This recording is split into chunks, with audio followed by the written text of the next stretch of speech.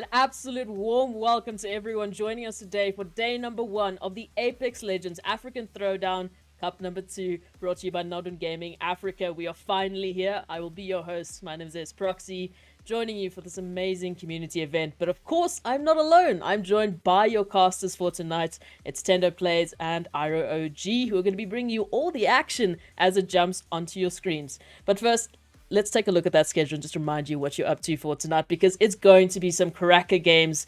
The only top 10 are going to be going through to tomorrow, so they have one opportunity today for Group A to find themselves a slot. And of course, the way they do that is by going through all 4 maps, which you know them, you love them. It's going to be World's Edge all the way throughout this tournament. So, I mean, I don't really need to explain that much, but the times are going to change based off how these matches are, of course, going. And talking about the maps, let's talk about the prize pool, right? Why are we all here? What are they playing for? It is, of course, to get themselves a share of that juicy, juicy prize pool, which is, of course, a total prize pool of $1,000. Absolutely cracker, with the 4th place taking $100, 3rd place taking $200, 2nd place taking $300, and your champions of the Apex Throwdown Cup number 2 taking $400. Now, the question is, how exactly do they make sure they find themselves a share of that prize pool? And of course, it is by getting themselves as many points as possible by qualifying and getting themselves through to those finals. So let's take a look at the point system to remind you how it's going to work, because it's a little different from Season 1. It's a little different. Of course, the format's also just a little different because we are following ALGS rules. So first place is going to be taking 12 points, second place 9 points, third place 7 points, 4th, 5th, all the way down to 20th. There is a majority of points shared. Unfortunately, 16th to 20th not getting anything, so hopefully not going to be the first team dropping out, at least if you want to be picking up those points. And the big killer is kill points are going to land you 1 point per kill, which of course means if you're a very active team, you're going to be thanking yourself after the end of today, because you're going to be racking up those points with those squad wipes coming through. And that is your format for everyone watching. It's going to be an absolute insane start because we are all so happy to be here. And whew, Tendo, let's talk a little bit about some of the teams we are looking forward to seeing. Of course, it's going to be Group A, so it's a little different. We'll see the standings at the end of the game, but what are some of the teams that you are looking out for today? Yeah, I mean, oh man, Apex Legends, here we are. I think it's going to be a great throwdown coming in through in this first group. I mean, looking to the side over here, there's a lot of heavy hitting names that, have come in and out of competitive Apex in South Africa. A couple, playing in some LGS tournaments as well. So the competition is really great. The representation across the board is also really amazing. So definitely shout out to NODWIN Gaming for getting all these players in the lobby. And I'm talking 2 noobs, 1 controller here. The likes of Vias coming back, the Grim Reaper of the first NODWIN Throwdown. We all remember him going crazy there. We've got the innovative squad coming through here. Punks with a new roster as well. So Punks is going to be having a new look. It's going to be interesting to see how they go. Project Rise is also pretty interesting as well. The likes of Daddy Cool. We all know Daddy Cool, fun, exciting streamer in the community. Gotta love him. Will he be coming gold in this one today? I hope so. Maybe we'll see him in this next stage in the semifinals. I think, Vibing as well is looking like a promising bet, but they also have a new roster. So lots of roster changes here and there from the original NODWIN Throwdown. Actually, the funny thing is a lot of people probably don't know that Vibing was the first Royal Esports in the first Throwdown. Then the 2 players left, so now just Alphon is left. So we'll see what Alphon has to put up on the table for his team. What's interesting enough is actually we've had so many roster changes, right? We were talking about this off stream. I mean, one of the simple factors, we're guaranteed brand new winners. DNMK, unfortunately, not going to be in this one. And I know you're sad to see it. I'm sad to see it as well, Tendo. But we still have our main man, Tenshi, in playing for a different org this time around. But that will be tomorrow's conversation. What I wanted to ask Iro today, I mean, we're talking World's Edge only. We're not shuffling maps this time around. It's only World's Edge. So players, they have one map to focus on. And of course, I mean, they should have been focusing on that map in any case, with the competitive seasons coming through and, Season 10 coming in. It's been a pretty familiar map for most players. What are some of the points that you feel make World's Edge such an interesting map to play? Honestly, it brings in that traditional Apex, so this is where most of these players have been competing in for a very long time, and they will utilize what they know best in the map. And when it comes to those rotations, the best POIs to go for, where the loot is best desired, and so forth. So these are generally what we're going to be seeing with these competitors here today as well. That's what we hope to see. That's what we hope to see. And I mean, the loot has definitely been interesting. Obviously, season 10 is coming through. I mean, I'm enjoying the rampage. I don't know about you guys, but that's quite a fun time for me.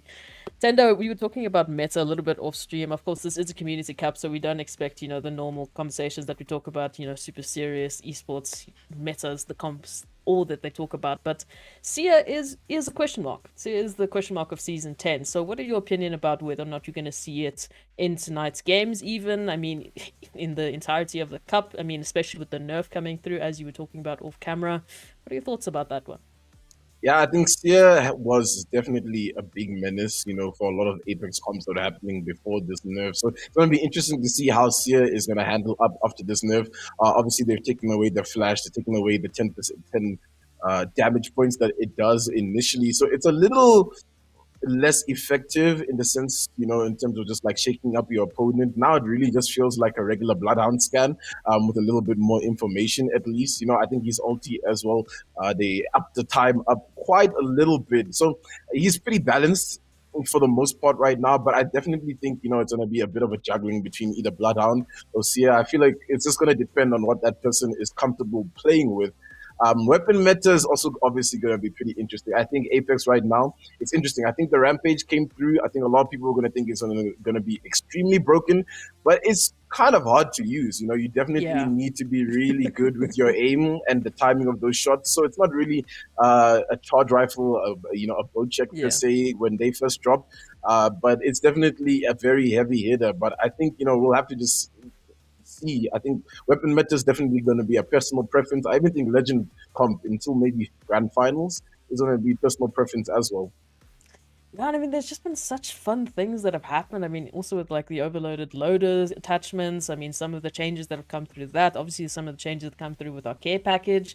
There's a lot of interesting things this season, and I mean, hopefully it's going to continue to surprise us just as these community cups normally do. Again, it's so good, as we've mentioned, to see the just involvement and the overall just appearance of countries that we've seen come through. We've obviously had a few international players come through, and obviously a lot of our African, countries coming through and participating this time around with consoles, being able to join. That's also going to be a talking point I'm going to ask you guys now. But I mean, some of the countries to mention, we've got South Africa, Mauritius, Senegal, Uganda, Kenya, Nigeria, Ghana, Egypt, Namibia, and Madagascar. I mean, those are just a few to name, with our international players as well, which is insane.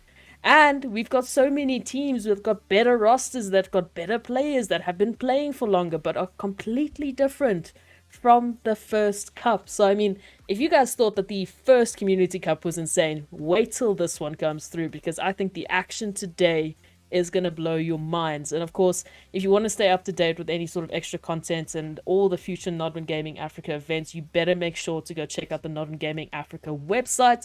It's brand new. All the social media is there. Extra content is there, including some really sick articles as a build-up to this tournament in particular, that if you haven't checked it out, you should definitely go check it out. It gives you some extra insight into some of the awesome teams that are joining us for this season, for this comp.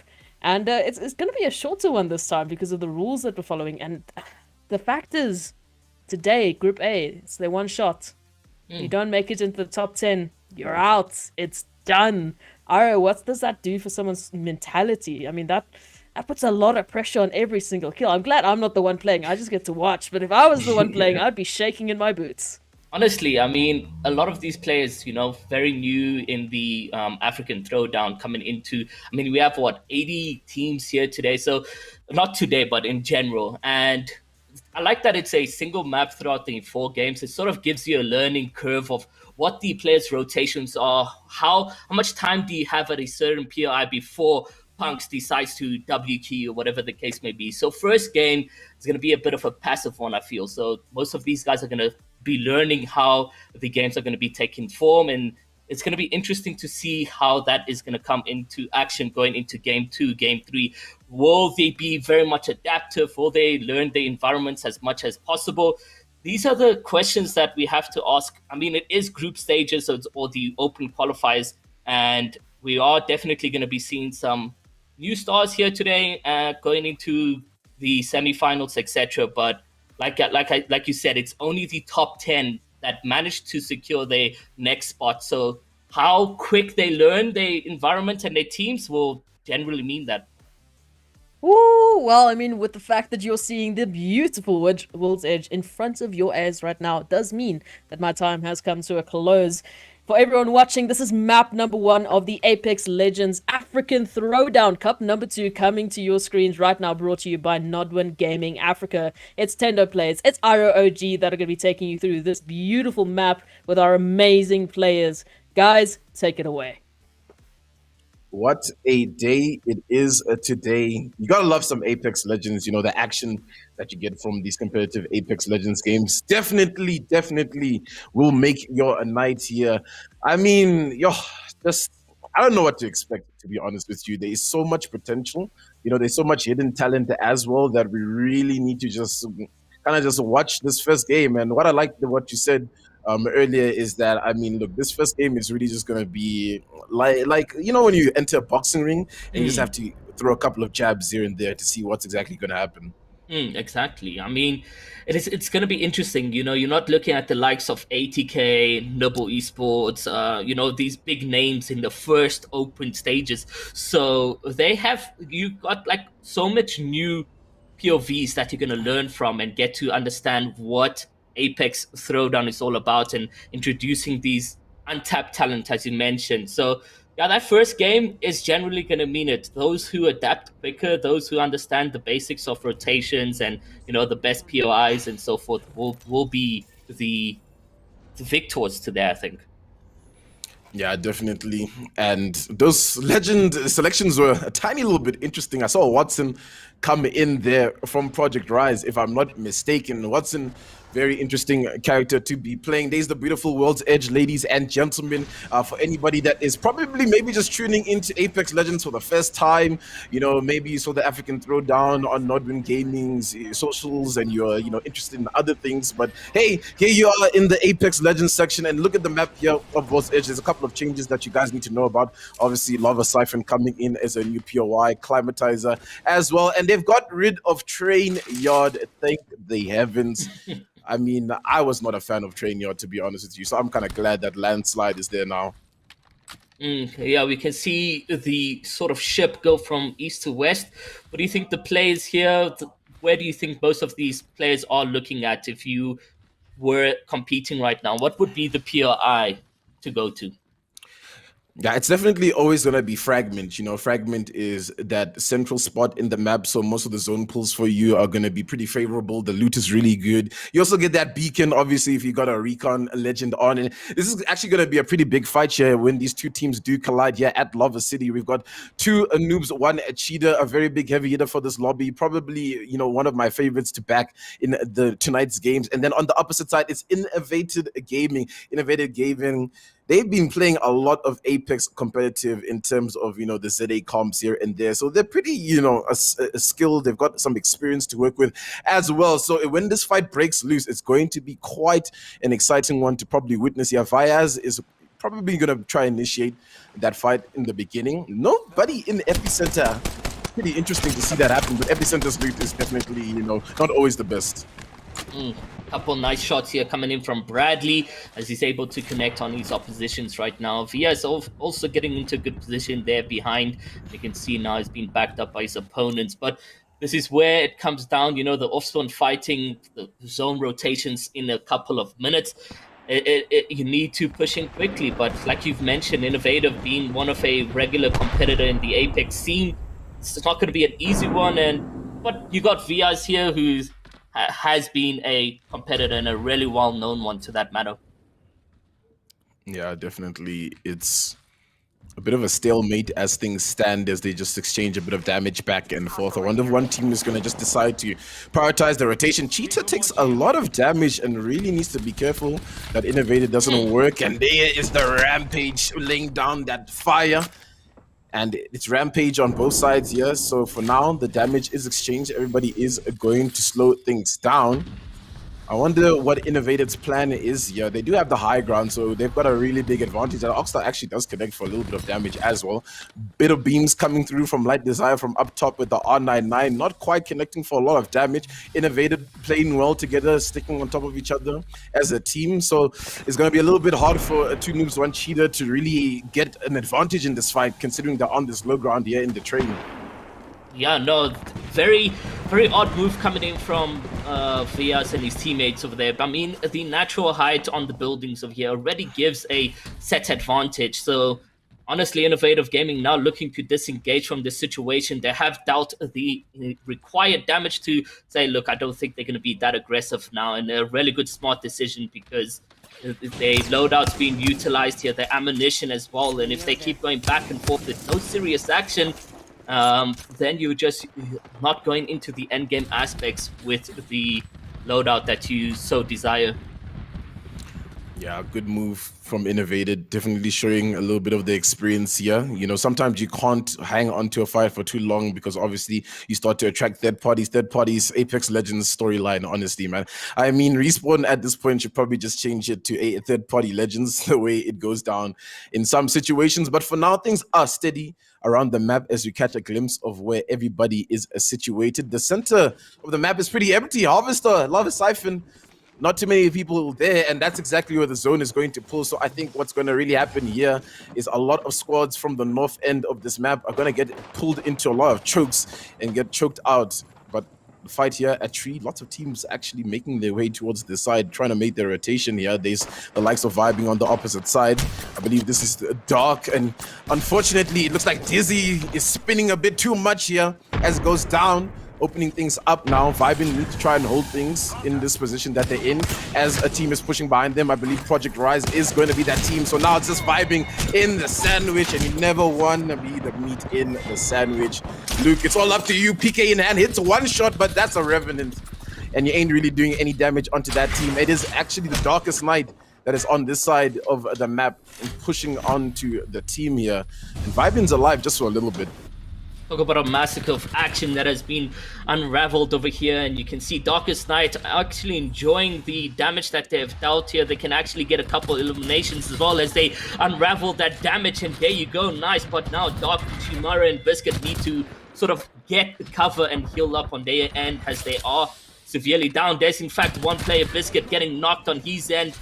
And you can just see Daddy Cool trying to keep his composure, sticking to that door right now. But you can see DOG coming on the side. Avatar on 1 HP or very low. And Chimera now getting the raveled and doesn't look too good as Daddy Cool manages to knock the opposition over there. And there's a hit in the sky as he tries to disengage. But it's not going to be enough for himself as he gets eliminated. And Darkest Night actually getting a bitten at their own hand, getting into that third-party environment, and that they're going to get wiped out and sent back to the lobby to repond on what they can do better in these situations.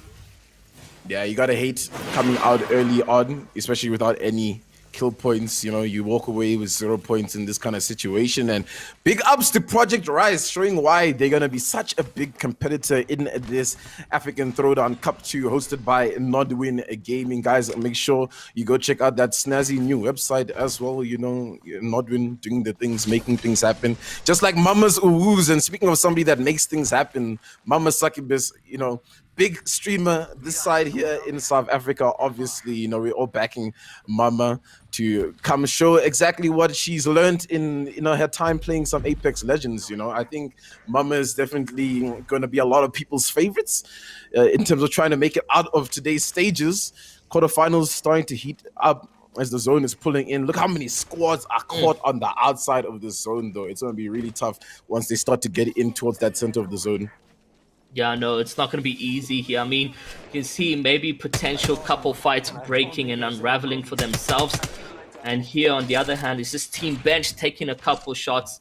But it's just that moment of time here, Kendo, where we will see this action going by and who has the best position, who's made the plays to get those eliminations and just become the champions here for game number 1.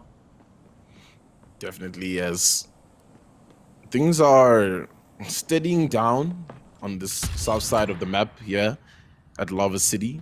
Two Noobs, One Cheetah have held their ground for a while. They've got that beacon scan, so they've got all the information that they really need. Interesting to see Viaz playing a Fuse. All right, cool. Maybe Fuse is meta, and we don't know. Maybe, you know, Viaz, the Grim Reaper of the first African Throwdown, is 5-head in this situation. I mean, Fuse is pretty fun to play. I mean, I don't know if you've gotten a chance to play Fuse, but definitely I think his utility is really good here and there. The knuckle cluster especially, and the ability to, you know, hold extra nades is really good for the team at the end of the day. I just feel like his ultimate ability definitely is a little bit lackluster, and that's probably why so many people dislike Fuse so much.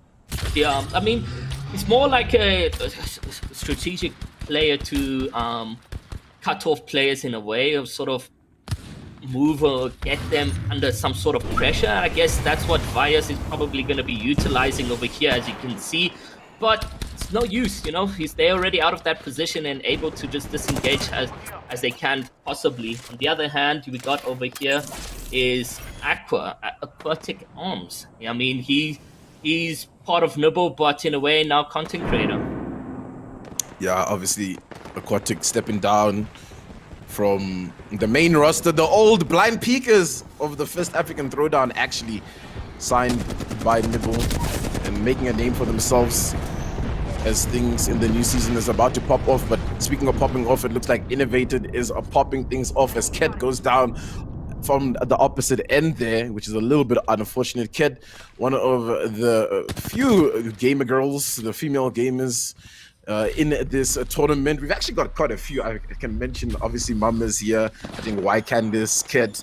So again, once again, NODWIN bringing everybody together to get a really good representation of what is going down in the African continent.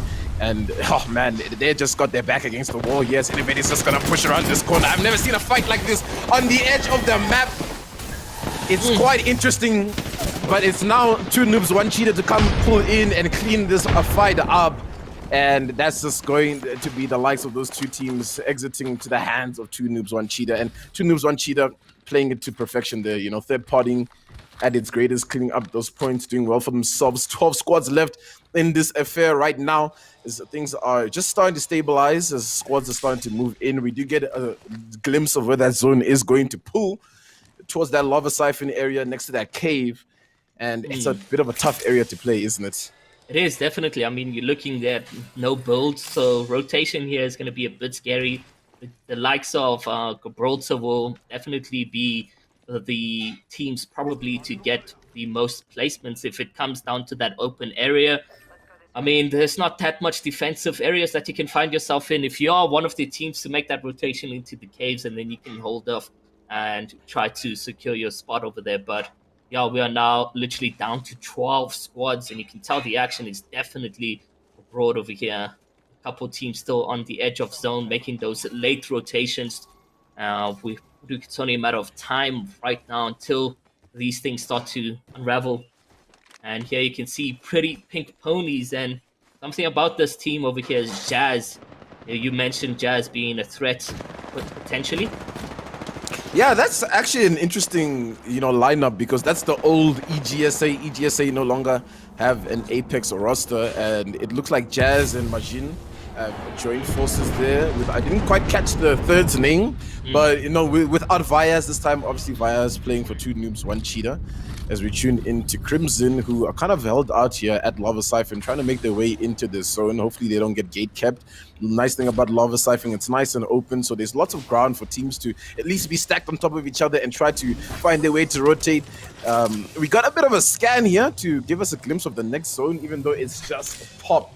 Lava, the dome, the lava, there's just a lot that is going to be happening towards that side of the map. Longbow shots coming through here from Death, but not really connecting for too much damage except for that one shot.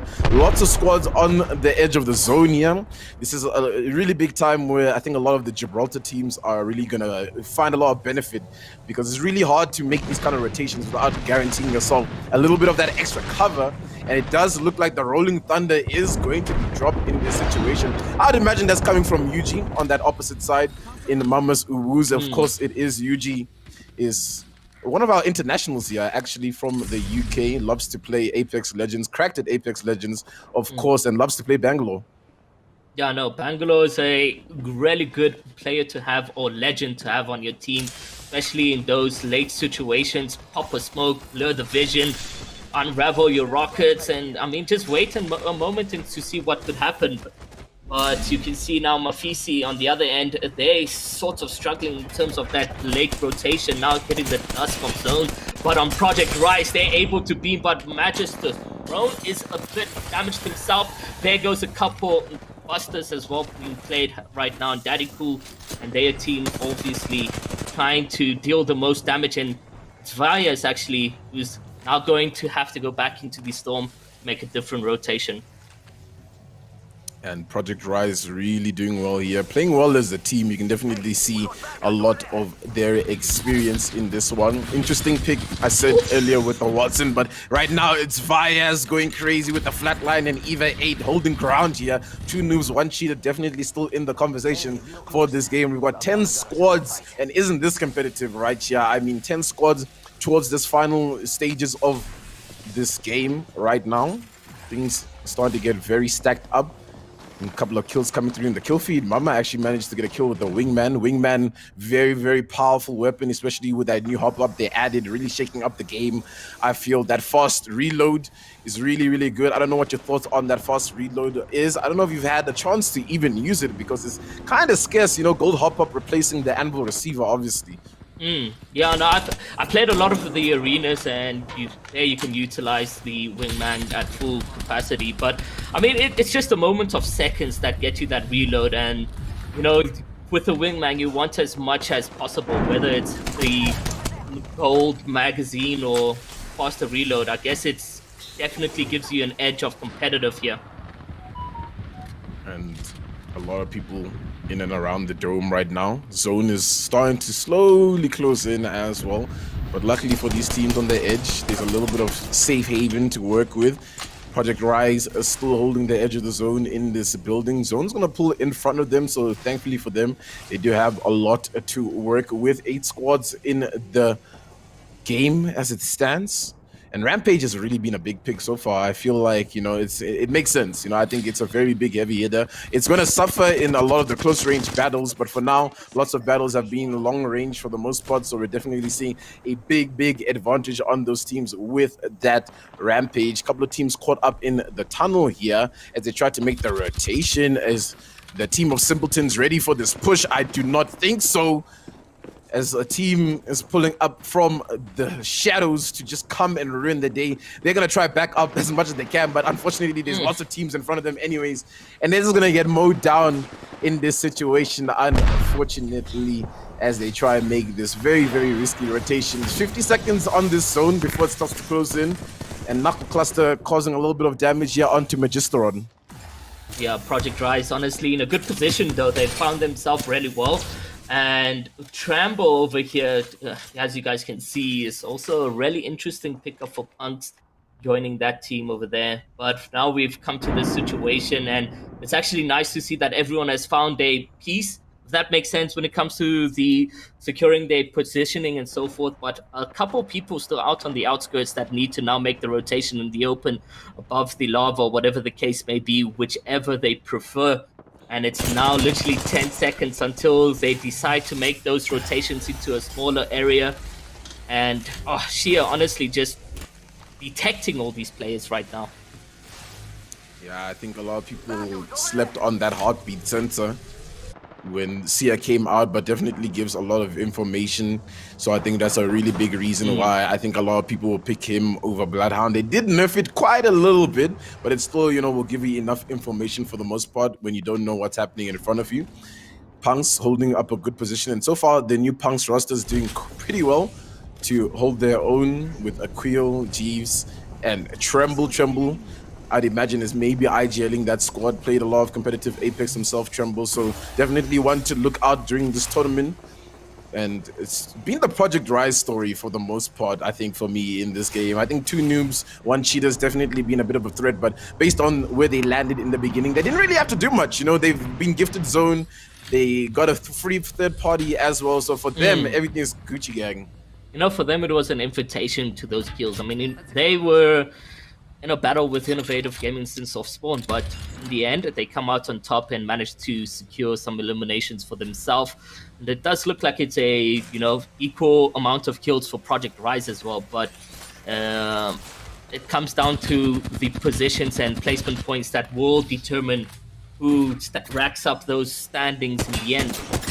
And it's just a couple shots back and forth, trying to utilize, but here we've got some action for you guys. As we can see, Norway taking a lot of damage with that knuckle cluster. He's going to get knocked and he's going to get into a tough position. And just like that, we're witnessing some massacre of damage and unraveling. And there goes a revive with the player that I mentioned will be very key in the end games. And that is definitely going to help them out, bring those numbers back up.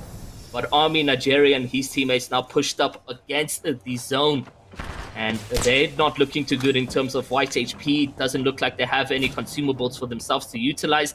Will the rotation over here on the right side be for them? And it does look like it definitely works out as they get out of that Seer situation.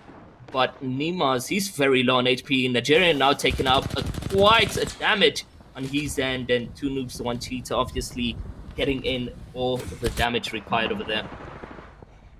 Zone starting to close in, and now a lot of teams are going to be put under pressure, especially if they don't really have a good footing in this next zone. 5 squads up, 15 people in the lobby, so things are pretty stacked. Mama's Uwus are still in this game as well, hugging the side where Project Rise is. Punks in a pretty good spot, I think, for Punks right now. They're looking good to maybe close up the game. I think Project Rise is a little bit under pressure with this team on top of them, obviously. So these two are probably going to wage out some war. And Daddy Cool's trying to pick the corner there. Does a little bit of damage, but not too much for now. Daddy Cool pulls back in. Mama's Ooze is going to try to hold out the team here of Project Rise, but for how much longer is the flatline shots storming through the doorway here against Mama's Ooze, and that knuckle cluster out of nowhere is doing so much damage, and one goes down. Yuji's up.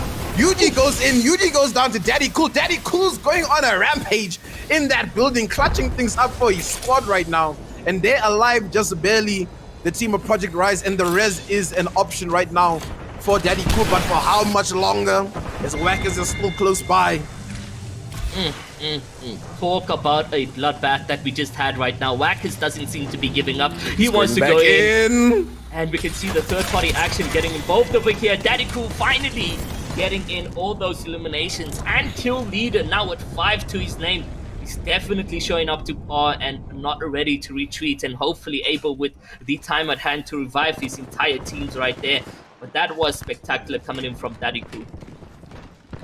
Really great play from Daddy Cool. So Watson fences, man. You know, you're sleeping on Watson, ladies and gentlemen. If that isn't enough for you, Daddy Cool has just done it for us here. He's shown us exactly the power of what Watson can do. We've got 4 squads still up in this zone, and it's going to be the closing zone pretty soon here, as things start to actually close up as I say that. And the shots from Magisteron with the rampage, just doing a massacre of damage, as you like to say.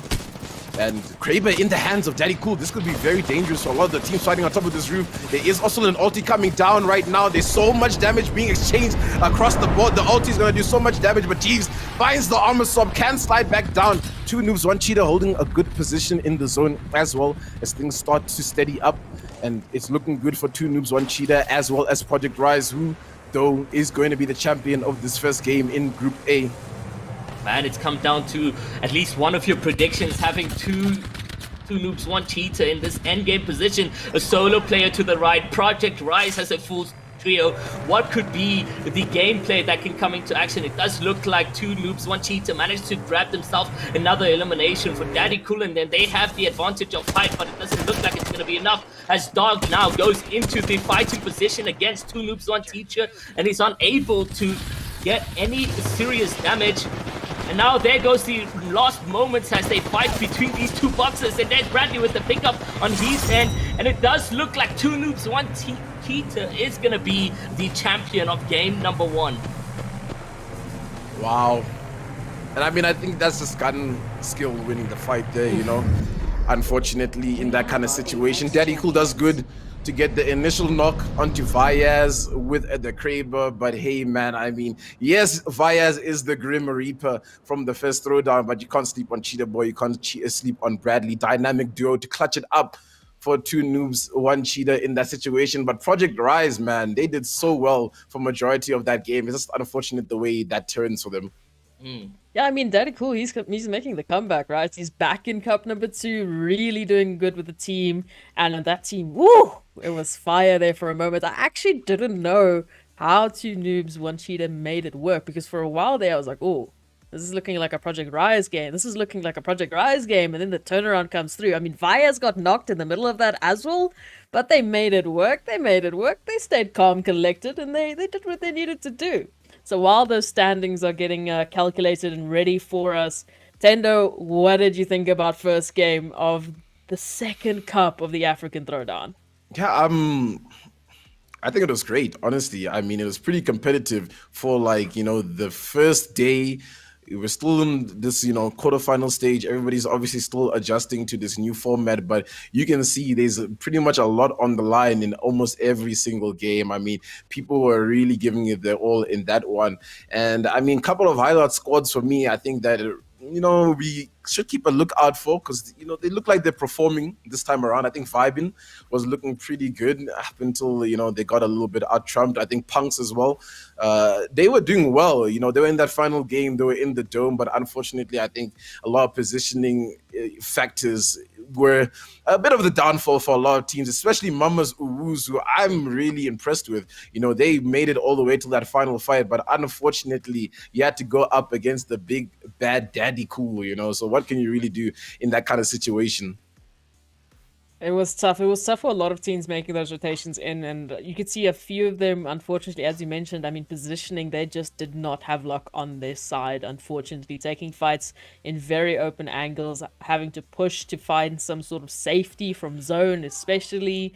It forces a lot of decisions there towards the end, which, unfortunately, for a lot of teams, is their downfall. And this time around, it did happen, but 2 noobs, 1 cheater are going to be very happy with that being the first map. Of course, just to remind you of who are watching today, it's Group A that has 1 shot, 1 day to get into the top 10 to qualify for semis. Only 1 day of games for Group A, as it is for every other group, and they have to make it into the top 10. So, I mean, it's a margin. They have 10 spots that they can potentially grab, but it's very competitive, and I think that's where it really helps that it's only 1 map, because you know the map, you can get used to your drop spots, you can get used to your rotations, maybe your pathing that you've already worked out.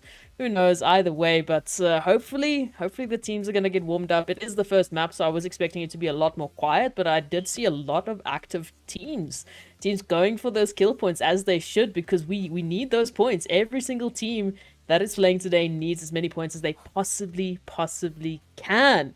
Talking about Season 10 and talking about this beautiful map, Rampage. We saw a lot of Rampage there. Ara, what did you think about that? Those long distance shots were definitely coming in, and it deals a lot of damage across the board, so it's very dangerous. I mean, the third parties as well, if you take in a fight and it's a close quarter for you, you're not really going to be focused on those serious damages, and you're just going to find yourself being eliminated somewhere across the board. And to the best of knowledge, it is that Rampage who's dealing all these miraculous damage from long range. It's a spicy one, in fact. But we are going to go to a short break. When we come back, we will show you the standings of map number 1, so you can catch up with your teams that you may be following and supporting today. Of course, it's not over. We still have 3 more maps in store for you today. It's going to be absolute action when we come back, so stay with us. You don't want to miss it. We'll be right back.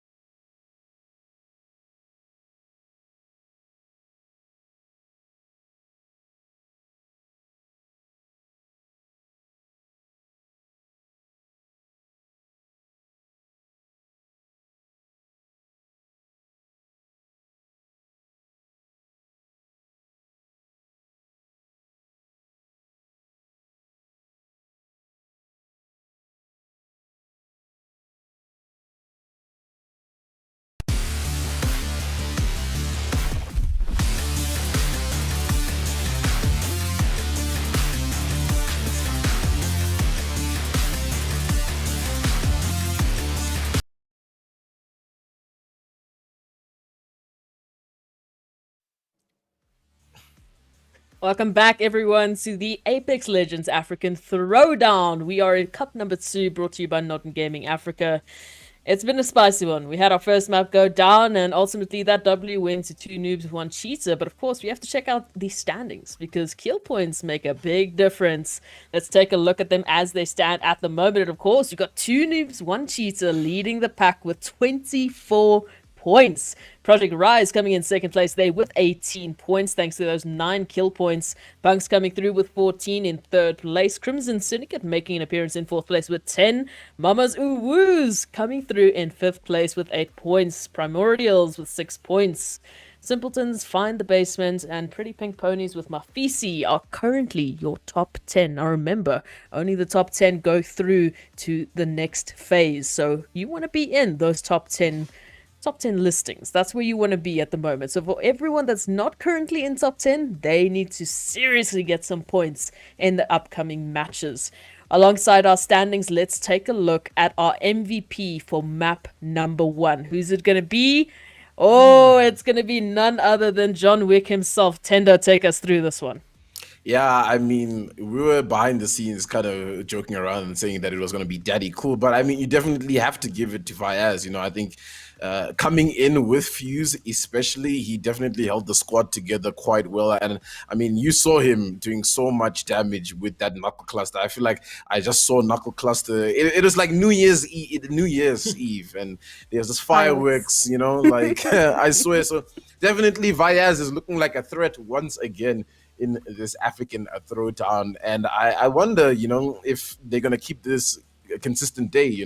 I mean, the one thing that I remember from the first throwdown was the DNMK group, where they just won every game.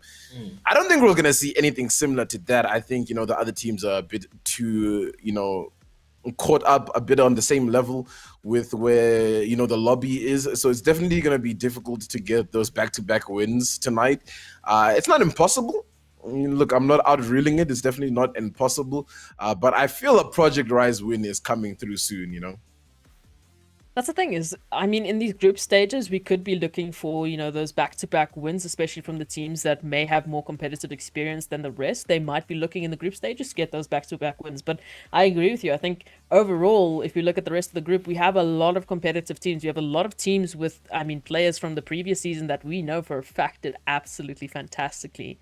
So I do think that the season is going to be a lot more competitive. I think the community also as a whole really has been constantly improving. There's been so many community-driven cups and tournaments and constant events. That does mean that these players have had continuous experience in just getting absolutely correct. But with this being the case, you see the lava, you see World's Edge. That means that I need to go away now. I have to be sad and go sit in the corner. But I'm going to leave you in the beautiful hands of Iro and Tendo to take you through the action of map number 2. As we look at it, this is the Apex Legends African Throwdown Cup number 2, brought to you by NODWIN Gaming Africa. Tendo and Iro, you guys know what to do. Take it away. Game 2, Aaron, and I'm excited to see what is going to happen, right? Because obviously game 1, like I said, it's like entering the boxing ring and you just throw a couple of jabs to see, where everybody is standing. And right now, I'm pretty impressed with how competitive it is for group stages. Like semifinals is starting to look like a bit of a sweat fest already. Yeah, no, definitely. I mean, it's no given though. Top 10 can be changed immediately after this game over here. I mean, 4 points for your top 10, like from 7th till 10th, and then you got those ones who just fall outside top 10 with 2 points each. So it's going to be interesting to see what plays. Obviously, now we know who's landing here, we know who's landing there, we know what the rotations are like.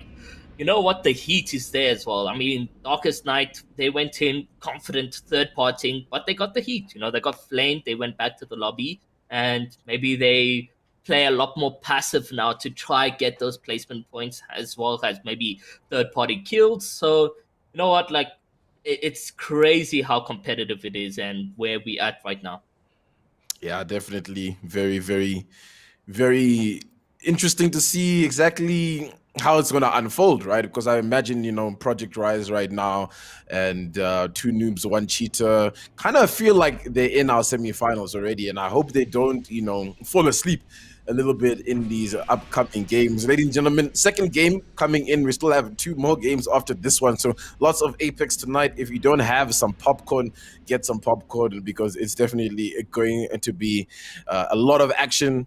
And I mean, looking at the legend selection here, Revenant is popping here and there as well.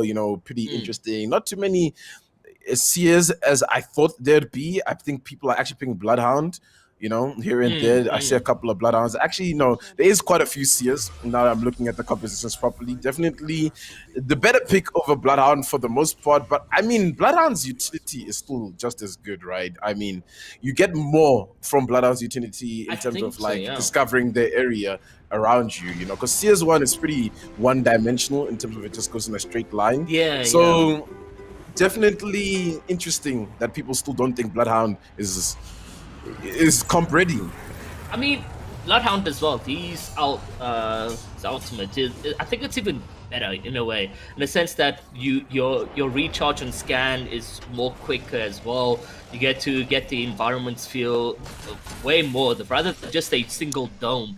So you get to scan in different directions and so forth. And yeah, I'm actually, now that you're mentioning it a lot on the back end, why aren't we seeing a lot of Bloodhounds instead of when picking Seer, especially with that nerf now, 120 time cooldown on your ultimate. It's a big nerf that came into play with Seer. Yeah, so I really think with at least contrasting ultimates, because right now I'd say the scans are pretty much at the same point. I'd say for the special ability wise, I wouldn't really put one over the other, because especially with Seer, you get that extra information on how much shield they have, how much HP, right? So you kind of cover up for that lack of direction that you get over Bloodhound's one, right? So I think it's the ultimate that's really making people choose Seer, right? Where you just, unlike Bloodhound's one, where you have to scan every 6 seconds to really get that information, that ulti is down, right? And you get all the information of where everybody's moving for an extended period of time. So I think ultimately it serves a better purpose. But yeah, like I said, you can't really outrule how effective Bloodhound can be. Things are very quiet in the second game of Group A, as I think everybody's really felt out that first game. But I say that, and some wingman shots here coming from Mama Sakibis. It does look like Yuji's down, unfortunately. Maybe there's going to be a res option here, but it's not looking good, as it's Whackers to try and get some cover fire here for Mama as he tries to back off. Right now, the team's in a really, really tough spot, and it's Punks as well. I think that's engaging in this fight. They're dogging down Mama right now. They're really chasing her. Whackers, on the other hand, trying to respond as much as he can. He gets in a punch, but it's not going to be enough. And Jeeves is able to pick that one up on his end. And Mama Succubus, unfortunately, very sad moment here, guys. But they are sent back to the lobby to... You know what? They still could go to the next rounds. I can guarantee you that. Yeah, definitely. I mean, second game, it's not really the time to be worried. Yeah. I'd say really only your third game is where it's a bit of a do or die game, because you never want to go into that fourth game, at a really big disadvantage. You need like a 20-point game to get into that qualifying spot. So for now, no need to really stress. Yeah. Innovated Gaming, one of the teams who I thought would perform a little bit better in that first game, along with Vibing. I kind of made a mistake. I thought I saw Vibing towards that end game, but unfortunately, it seems that I need some reading glasses. But it's all right. I think Innovated and Vibing definitely have the capability to bounce back. They are not in that top 10 position as it stands, but there's still lots to play for tonight. And the zone is pretty similar to what we saw in that first game here, Iro. Yeah, no, it is. It's almost a replica, in fact, if I'm not mistaken. So a lot of these teams, yet again, need to start making those rotations from the outskirts north to south, and it's going to be interesting. We will probably see the same encounters as we did in game number 1, and now whether or not they did learn one or two things against the oppositions, will we see that adaptive gameplay in game number 2, or will we see a more passive, knowing that they made the same rotations, and where they met the oppositions, maybe they're switching it up, going left instead of right. But over here, it does look like we have a couple of players coming together. It's Innovative Gaming, and let's see exactly what happens here, Tendo. Yeah, Innovative Gaming and Primordials pretty close to each other, but I don't think Innovative has really spotted them out, so they're just going to continue on their loot and rotation path, and that's definitely the case. So maybe Primordials, even though they're playing as a duo, might have an advantage here to get a timing on one of these players and maybe get an easy knock. But it does look like Innovative does spot out quite in like the far distance a team rotating. And I wonder what their thought is in terms of going for that fight right now. Yeah, another thing is it looked like Primordials actually came into the game as a duo, so they obviously not going to be too aggressive, crouch here and there, stay quiet and move left, right and center. And yeah, and you got also here Zulu Machine Gun. I think that is Siquele's team. They're also looking very tough as corny carry. Hopefully going to be the carry in the placement points over here for the team going forth. But yeah, I mean, we got a whole lot of new like teams and players and so forth coming into the aspects of the African Throwdown Cup 2. Do you think like any story moments, however? I wonder as well, you know, it's gonna be interesting, right? I mean, for me, the greatest thing seeing is, you know, we have 269 participants in this African Throwdown. We've got the second most representation, obviously, you know, South Africa being a very big esports scene is representing a lot of these lobbies, but we've got 20 people from Mauritius, we've got 13 gamers from Nigeria, and these are stories to be made, to be unfolded, you know, these people that we don't really get a glimpse of, giving a platform, people from Ghana here, Kenya. But right now, speaking of what can happen, it does look like Innovative Gaming's in a bit of an engagement here. The domes are down. The shots are looking good with the EVA 8. There is a knock, and Team Benched is doing really well to go up against the likes of Innovative Gaming here. It's Rondon, and Rondon is another international that's actually here in the African Throwdown, all the way from Slovakia, playing with Aquatic and a Kit. And this team is actually a really good team to look out for. I think they just need to get, you know, their play together, and they'll be pretty good for the remainder of tonight, at least. I hope to see them qualify, as they are just going to aggress down and dog down the rest of this fight. Honestly, it's those kill points that matters the most, the early stages going into the end games. I mean, you want to get that confidence boost. You can definitely see Team Benched on a more aggressive now, and there goes the scan. Unfortunately, I don't think Team Benched now taking a lot of damage. Actually, Rondek is looking to heal. And yeah, but now the zone also is taking quite a bit, but it's the first zone rotation, so not too much damage to that white health. There goes the shield down, and hopefully he's able to disengage. Innovative Gaming still in the same position over here. Just a couple seconds on that scanner to get the exact locations, but they go left and right to sort of corner Haze and Light Desire. Now you can see that action unravel right there, and you can see Rondek is able to deal a significant amount of damage on Haze, and now left alone as a solo is Light Desires, as he's gonna get beamed from the back, and that's broken shield. It does look like Innovative Gaming, unfortunately, finding themselves in not the lightest moment, but unfortunately the hardest off-spawn situations, just like they did in game on number 1. But he's able to disengage and run off into the mist and away from Team Benched over there, and maybe that could potentially be a story for Light Desires, as he's maybe able to grab some placement points, if not found, in this rotation over here. Yeah, and look, man, I have to be the one to say it. I love the changes they've done to World's Edge, besides how much snow they added on that north side of the map. Because when you're stuck in the zone, it is literally just like a flash grenade the whole time. But let's look past that now, as we've got a little bit of greenery here with Mr. Vinegar, as there's a bit of a fight happening here towards one of the compounds on the outskirts of a fragment.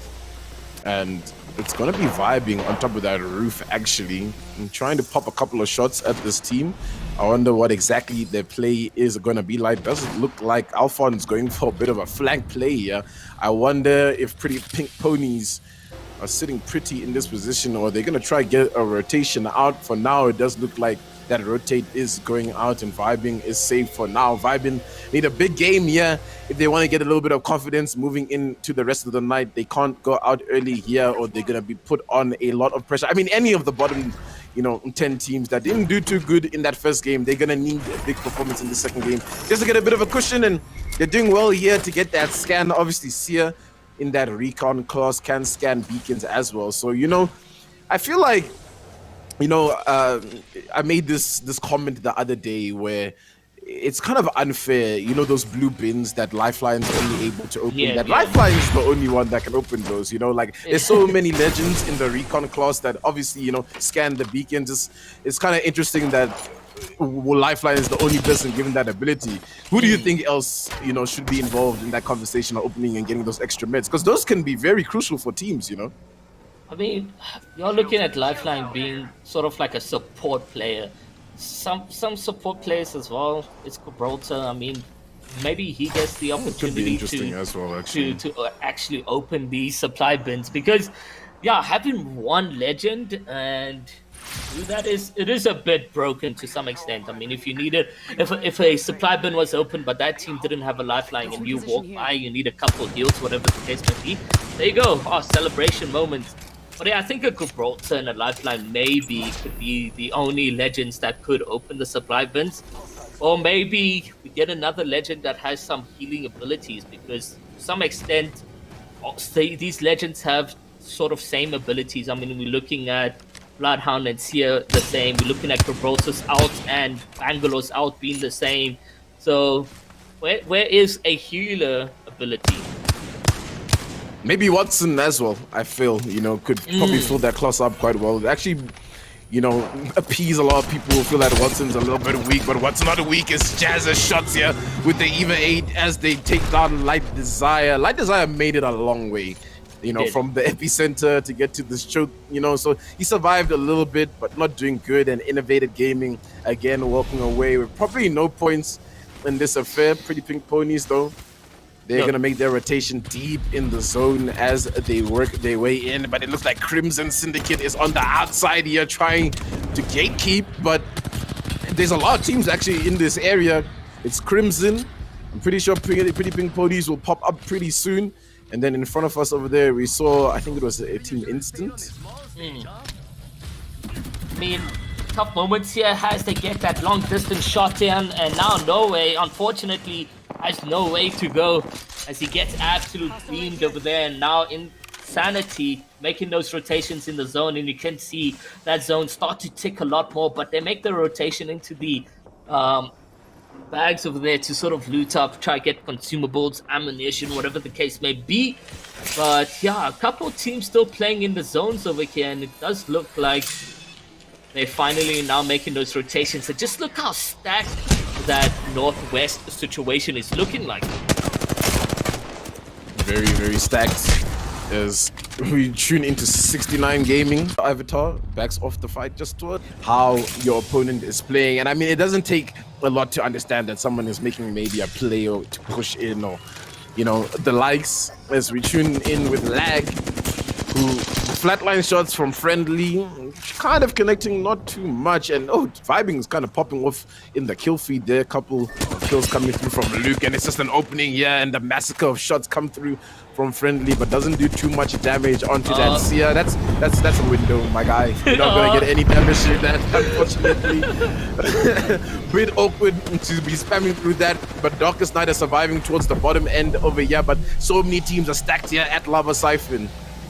Lava Siphon honestly being a beautiful scene for us here, because action means more spectating and so forth. But to mention the Sia ability or ultimate in that position, I mean, that data reading really comes down to that. And Darkest Night, they fell quite short, and now I'm happy to see them, change up that pace, change up the positioning and so forth, finding them being the teams in the 12 remaining right now, and you can only hope that they continue with the success that they've had in game number 2 already. But yeah, lag is real, has been going back and forth between these two teams right now, and hopefully Gecko is able to connect something. It's that RE45, I mean, it beams when it's close range, and it is a beautiful gun. Something that is broken this season. I'm not sure if it is in, you know, competitive and so forth. It's those drops that you get, the red alternator, and do we have that in this game, like in the competitive? Yeah, alternator obviously moving into the care package, but before we speak about that, Rondon's gonna get pushed by Vibin Esports, and they go down, and now Team Bench is under a lot of pressure, and the pressure is popped as they go down in this situation, and it's going to be... Wait, I'm actually reading that wrong. Did the team... Oh, they just died to the... Storm. No, he died to the zone, unfortunately, there, Rondon. But it does look like Team Bench has managed to make it out for the most part, because I do see Aquatic running in and out of that situation. So thankfully for them, they're sort of still in this game, and it is a similar pull from what we saw in that first game here, as it is pulling towards the dome area. A couple of teams have already been set up, but lots of teams on the outskirts here. It's literally like the Battle of Normandy out on the street next to this cave. Oh, the wingman shots are connecting really good there from Sneaky, but this gas is detrimental to back to the lobby, and that's definitely where you're going if that's going to continue like this. And it's just a bloodbath as teams are just engaging on the outskirts. Seer ulti is going to be popped as well to get a little bit more and extra information, and the team holding the choke right now is doing really well to try and farm up as much damage as they can. And that is the team of Pretty Pink Ponies, if I'm not mistaken, doing a lot of work here on the edge. Honestly, Jazz taking the Storm rotation out there to get a peek, but he's going to take a couple damage now to white HP. And you can see Black Bolts over here. Maybe Mr. Vinegar going to pick up an elimination as they go left, right, and center, and they're going to pick that up. And that is going to be a good debuff. Some third-party shots onto Mr. Vinegar now, and as well has the entire Pretty Pink Ponies being out here by Joe, White Obama, and Raw. I mean, interesting scenes over here, and crazy that Pretty Pink Ponies played that to their advantage. 2 noobs, 1 cheater. Probably gifted zone again. I wouldn't imagine they changed their Lava City drop, and they've pretty much been gifted of what is happening here. Vias still on the field as well, so gonna be causing a lot of trouble in a lot of these games. Mafisi on the outskirts here at the dome. They're not quite in the zone. They need to work their way in, but that gas is really gonna be helping them out quite a bit. And back to the alternator. I haven't forgotten. Alternator moving out the is pretty interesting, right? I mean, a lot of people really relied on that alternator to kind of just be that right off the bat beginning weapon. It slapped quite hard, but now it's slapping even harder with the disruptor rounds, bringing us back to a bit of a throwback back in season 2 when it first dropped. And I mean, the care package is so diverse right now. Spitfire, Triple Take, Kraber, and obviously the alternator, so lots of loot to go around. And Mafisi does spot a team running on the edge of the zone, does have to work into the zone though. Grueling can't really overextend and peek that ankle. And it's a Seer scan to come through, but I don't think they're going to find too much information. The zone is pulling right into the middle. Ooh. It's going to be so tragic. And Fayaz is taking a lot of damage. Just pull away to heal up, though. Trying to become the MVP yet again with that wingman shots, but unfortunately unable to connect. But it does look like he's managed to heal up, and we do got an interesting play going to hand over here. Daddy Cool alive still. Via is here. Maybe we do get a rematch of game number 1 and a victory going into the team of Daddy Cool. I mean, you did want that to happen. You did want Daddy Cool to pick up game number 2, maybe? Yeah, definitely. As you know, I mean, it's just... If you follow the story of Daddy Cool, he's kind of never had his moment in the spotlight. You know, he's a very big, pivotal community member, you know, definitely. But he loves to play competitive, and he's really cracked, man. I mean, one of the best Mirages out there. You know, definitely not playing Mirage in this situation because, I mean, Mirage isn't really too much of a competitive legend. But maybe, you know, this is Daddy Cool's tournament to be in that spotlight. But you can't count out 2 noobs, 1 cheater. In this kind of situation. The scan goes through, they're getting a little bit of information. Things are a bit steady right now. 7 squads left. Zone is going to be closing in as a lot of teams are stacked on top of each other. Pretty Pink Ponies is actually right on top of Project Rise, and Project Rise is in a similar situation to when they fought Mamas Who's in that first game. A couple of shots being shot through the window to try to do a little bit of damage, but Project Rise isn't giving the team of Pretty Pink Ponies too much to work with.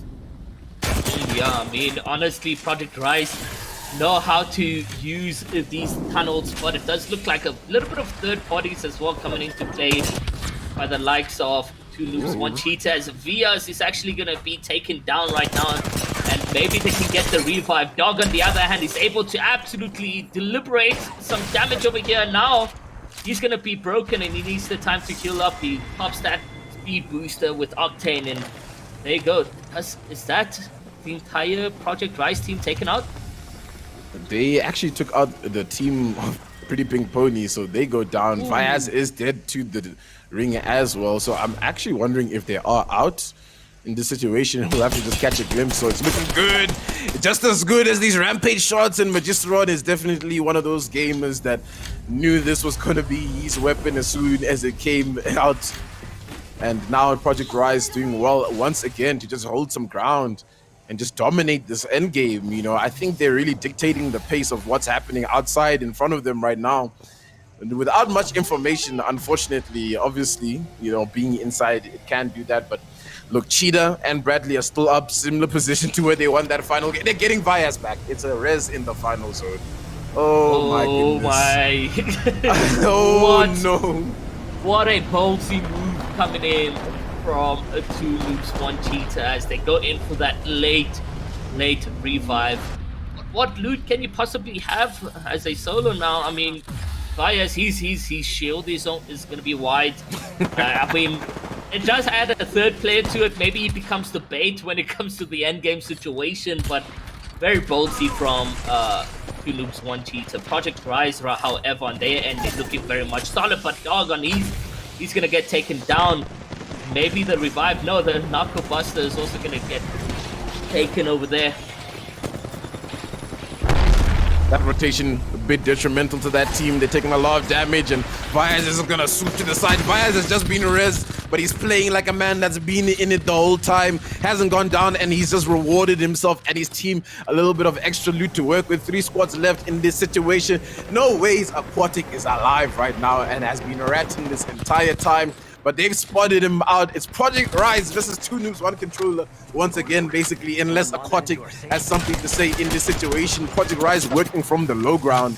So they're in a pretty off position to try win this game. Aquatic is trying to be a nuisance as much as he can with the flatline shots firing off. And it's a 3-way battle here.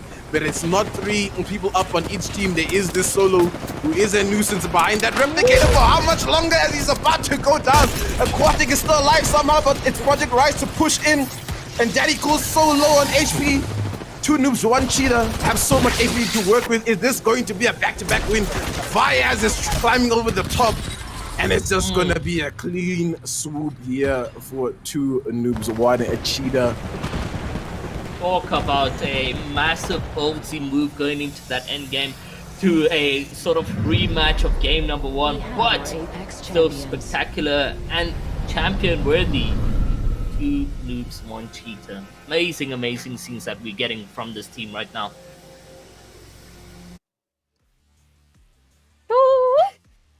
You know when we were talking about those back-to-back wins, and we're like, Costa Kested, I'm sorry. It can't happen. It can't happen. It can't. But Two Noobs, One Cheetah, absolutely well played, taking the second W of the day for your Group A games. And of course, as you know, only the top 10 go through. So, I mean, the fact is, Two Noobs, One Cheetah, they're farming points at this moment in time. And I mean, that res was cheeky. Like, it was very cheeky. But as we look at it, I mean, that was a pretty active game number 2. I think a lot of teams started getting a lot more active, taking a couple of kills, looking for those points that they needed to farm. A lot of zone rotations as well, unfortunately. But I mean, Tendo, what did you think about that game? Yeah, you know, I think a lot of teams in this lobby definitely need to learn that end game is where you win points, you know, and you definitely can see a lot of teams just fighting on the outskirts. You know, one that comes to mind is Team Benched, you know, against Innovated. They just hold on to that fight for so long and they end up just getting trapped in the zone, but somehow Aquatic survives until the very end. So I don't know. Shout out to Aquatic for making it all the way to that point. I didn't think he was going to make it. But at the end of the day, I think the teams that had the better positioning end up winning, you know, the day. The likes of the Project Rise, you know, 2 noobs, 1 cheater do it again. And maybe they're gifted these zones, those 2 teams, you know, they don't have too long to rotate to get to that end game. Maybe we'll see a switch up in this third game, or we'll see a different team, you know, come up to the top because they get, you know, an advantage with the zone. And I mean, look, it's a very big talking point in Apex Legends, actually, if you guys didn't know. A lot of the time on specific days, you know, specific weeks, the zone likes to pull in one area a lot of the time, right? In some of these games, and that's what happens. I'm sure you guys noticed that in some of your, you know, your pub games, that like, why do I keep getting the same zones every single day? Sometimes some teams are lucky like that. Sometimes it is. Sometimes it is. And I mean, working it out there, it really looked good for them, especially giving them that space to get that res coming through. I mean, Aquatic making those rotations, it has to be the gamer chair. I was gonna say that. It's the gamer chair. You stole the words out of my mouth. I was like, oh, well, am I talking?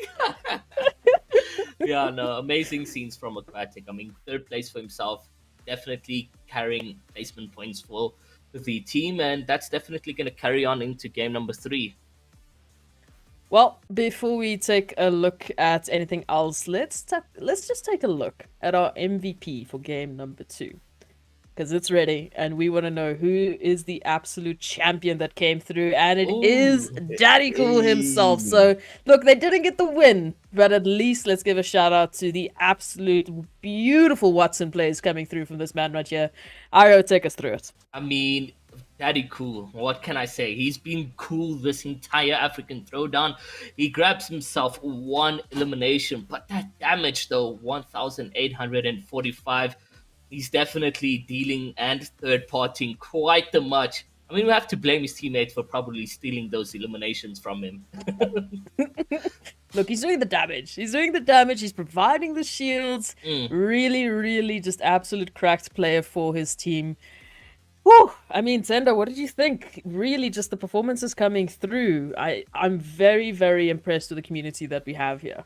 Yeah, definitely putting out a show for everybody in the stream. And I mean, shout out to everybody in the stream. I mean, the support is absolutely through the roof tonight, you know, and I hope the support continues all the way through.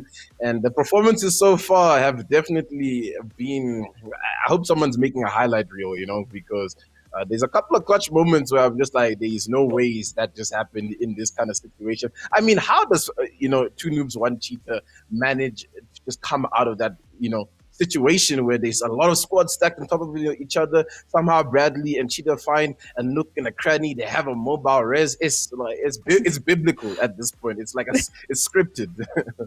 So they had the smallest box that they could have found, but they did it. They made it work. Yeah, it's really it's so good to see, and you can see the confidence in some of these players, even in teams that were just made. They really look confident, and they really look just well structured, really. I mean, you can see they have those pathings, they know where they want to drop, they have a plan in mind. Which, I mean, for some of the teams that were just basically made recently for this tournament, or what have you, maybe a month old, however old it is, they're really doing well. And again, it's what I was talking about. We have so many community events that we've been seeing this community slowly but surely just constantly getting better and better and better, which is what we love to see. All right, I'm going to go to you. What were some of the standout moments there of match number 2 while we wait for the standings? I mean, you had to admire the fact that some of these teams that had died of spawn managed to make their way into the end games and so forth. I think, is this the standings that we're looking at right now? Yes, it is. Ooh, okay. Yes, it is. So take us through it, Ara. So 2 noobs, 1 cheater coming in first place with 21 points, but 9 kills to the name. Team Benched working a lot on their end at 8 kills, 15 points to the name.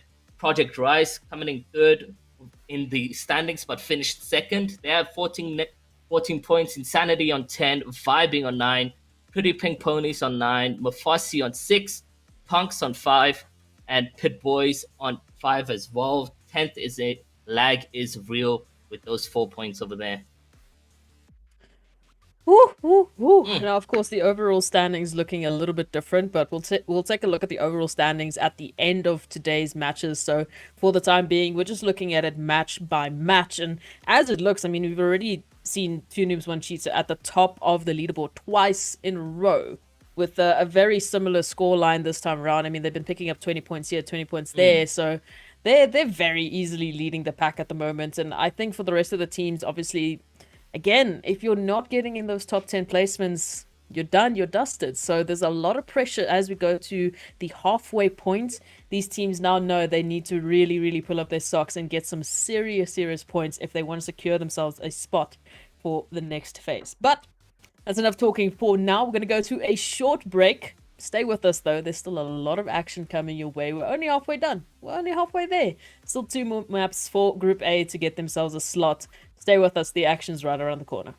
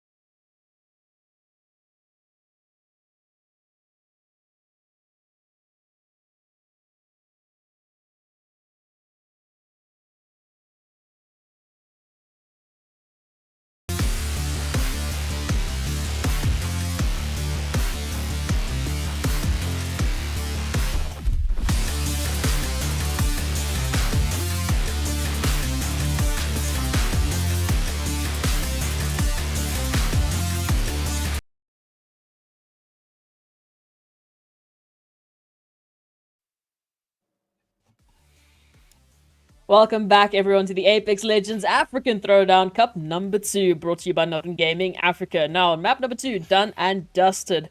Halfway point officially reached. Again, to remind you, only the top 10 teams will be going through to the next phase. So for Group A, it's today or it's never. Otherwise, you're not going through to the next stage and you're going to have to just come watch like the rest of us. But looking at it, we had some cracked games going through. And of course, just to remind you, the overall leaderboard, how the entirety of today's matches has basically gone, and the results thereof will be shown towards the end of the stream. In the meantime, we're just going to show you match by match, go through it play by play, and then we'll all react at the end together. Very shocked, very surprised. It will be great. But match number 2. Quite crazy things did happen indeed. I mean, Tendo, give us a few highlights of match number 2 for you. Yeah, I mean, majority of the match was like absolute chaos, I feel. You know, there were so many fights on the edge of the zone. There were fights inside the dome as well. So it was pretty much just a bloodbath, and pretty much ultimately positioning won the game. You know, I think that fight where Project Rise had to go up against Pretty Pig Ponies was a pretty big highlight for me. Project Rise did so well to hold it again. A building, obviously, that ending game playing from 2 noobs, 1 cheater to get that res in was pretty surprising. But one thing I did want to mention, you know, when we saw the leaderboards or the standings for match 2 before the break, was how distributed the kills are, right, guys? I mean, 9, 8, 5, 5, 8, 6, 3, 3, 1, 2. It's not as if 2 noobs, 1 cheater is absolutely farming the lobby, or Project Rise is absolutely farming the lobby. It's very competitive, you know. I mean, also Vibem came through, you know, doing pretty well for themselves there. They didn't do too good on their placements, but they got lots of kills along their way there. So I think kill-wise, lots of competition there. That's exactly what we like to see, because as you know, a lot of these teams, they're putting under the pressure here because they need to get points, as we know it's, to get themselves within qualification points. You know, they need to get into that top 10 at the end of the day, and the only way to do that is to get as many points as you can. I think the kill points is such a beautiful way to do it. We were talking a little bit about, you know, bringing in Fuse, the amount of assists we were seeing, the knuckle busters every which way, just grabbing and farming damage, either for those Evo shields or to pick away those kills and just really help you and a team. And it's really good to see that a lot of these teams are really staying competitive with that. So far, Iro, it's been a pretty good day. Oh, but never mind, I can't ask you a question anymore because then I have to give it over to you. So looking at it now, World's Edge is officially here. Map number 3 is about to go underway. Now, of course, this is the Apex Legends African Throwdown, brought to you by NODWIN Gaming Africa. And you know it, it's Tendo, it's Iro OG, bringing you the action all the way on your screen. It's going to be absolutely spicy. Stay with us. They are absolutely cracked. So guys, take it away. Do what you do. Game number 3. Here we go. Tendo. Too much, bruh. It's too much. Game number 1 and 2 are so exciting, but now we are here in the game number 3. The aspects of off-sport are detrimental. If you've not made any points, it's either now or never, right? Yeah, man, I'm thinking of innovated, especially. I mean, it'll be a bit of a shock to me, at least, to not see them make that top 10. So these last 2 games are gonna have to be pretty pivotal. I mean, for the most part, the teams that I thought would be doing good, they're holding their own. You know, Punks could be doing a little bit better, but right now, Slow and Steady does win the race at the end of the day. And man, I'm here just hoping to see another team win. What about you, Iro? No, definitely. I mean, 2 noobs, 1 cheater somehow worked that system. I mean, the RNG has been on their hands. I mean, they always getting the zones, and you know, and that, like you mentioned, that plays a very high key role because they don't need to rotate and get themselves into trouble. They don't need to fight so much off spawn mid game. They just need to sit docks, wait for that zone to keep shrinking and make their way into that zone. So, you know, 2 noobs, 1 cheater somehow have made luck for themselves, and it's worked out in the end. They played out smart, and even if they're at a disadvantage, they go in for the ballsy moves, get that revive, the res on the players and so forth. That works, you know, it works. But no, come on, we need someone else grabbing the champion, you know, game 3, and maybe even Mama Sakubas. Yeah, definitely Mama Zoo's. This is a bit of a conversation, you know. Would love to see them continue to progress throughout the tournament. But enough said, this is, I think, the most important game of the night. You know, obviously, It game is. one is that jabbing fist, you know, feeling out the lobby. Game two, you've kind of felt out the lobby, so you're trying to adapt your play style and see how well it feels. So and now game three, it's points or die. You know, you can't really be coming in to game four banking on a crazy game to really propel you towards the top of that leaderboard. And looking at Lava Siphon, it's looking like a bit of a fight is going to emerge once again. We did see a fight happen here when Mama's Ooze landed here, and I believe it was Punks that chased them down. And it is still Punks actually that's landing here. And I think Mama's Ooze have decided to move its Tremble with the Havoc, trying to swoop in. There's a nade there. Maybe it's going to do a little bit of damage, maybe not too much damage. Luckily, Almosop down at the bottom. Tremble running back up to try to give his team a bit of an advantage. And it's Innovative Gaming. They've swapped where they're landing because they usually land towards the north side of the map. And it's just a mistake from Innovative. No, there's exchanges on both sides, at least for the most part. But it's like Zion now who's down. Instant kill, the only one. Devotion in hand, spraying and praying. But it's back to the lobby and Innovative Gaming having a bit of a dismal day. Innovative Gaming, like you said, praying and spraying, but those blessings don't come by and the connections don't connect. But we are seeing them sadly going back to the lobby. And you know, you mentioned them in game number one has, you know, regular competitors. What's happening here today? Yeah, man. Maybe just a bit of nerves, maybe hitting them.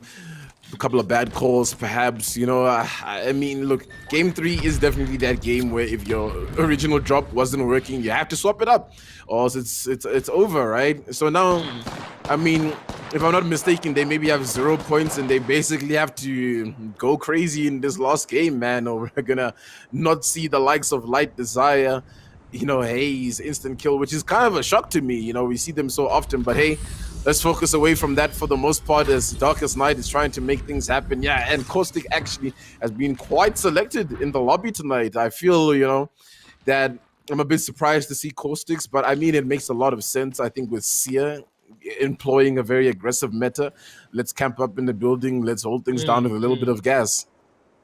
Yeah, definitely. I mean, for Dark Knights, I think the game was very much consistent from them in game number two. Yes, they did end up with 0 points game one. If they're somewhat consistent across the board for game three, we can almost cross our fingers that they go into the next phase of competing here in the African Throwdown. Punks on their end, you know, they did extremely well off spawn, and they haven't had their moment as we expected them across the board to do so. You know, there's been talks. They came ninth, but in African Throwdown Cup 1, but it's a complete new roster over here. You know, Quill and Treble being the new players, I think, for Punks. Yeah, Jeeves.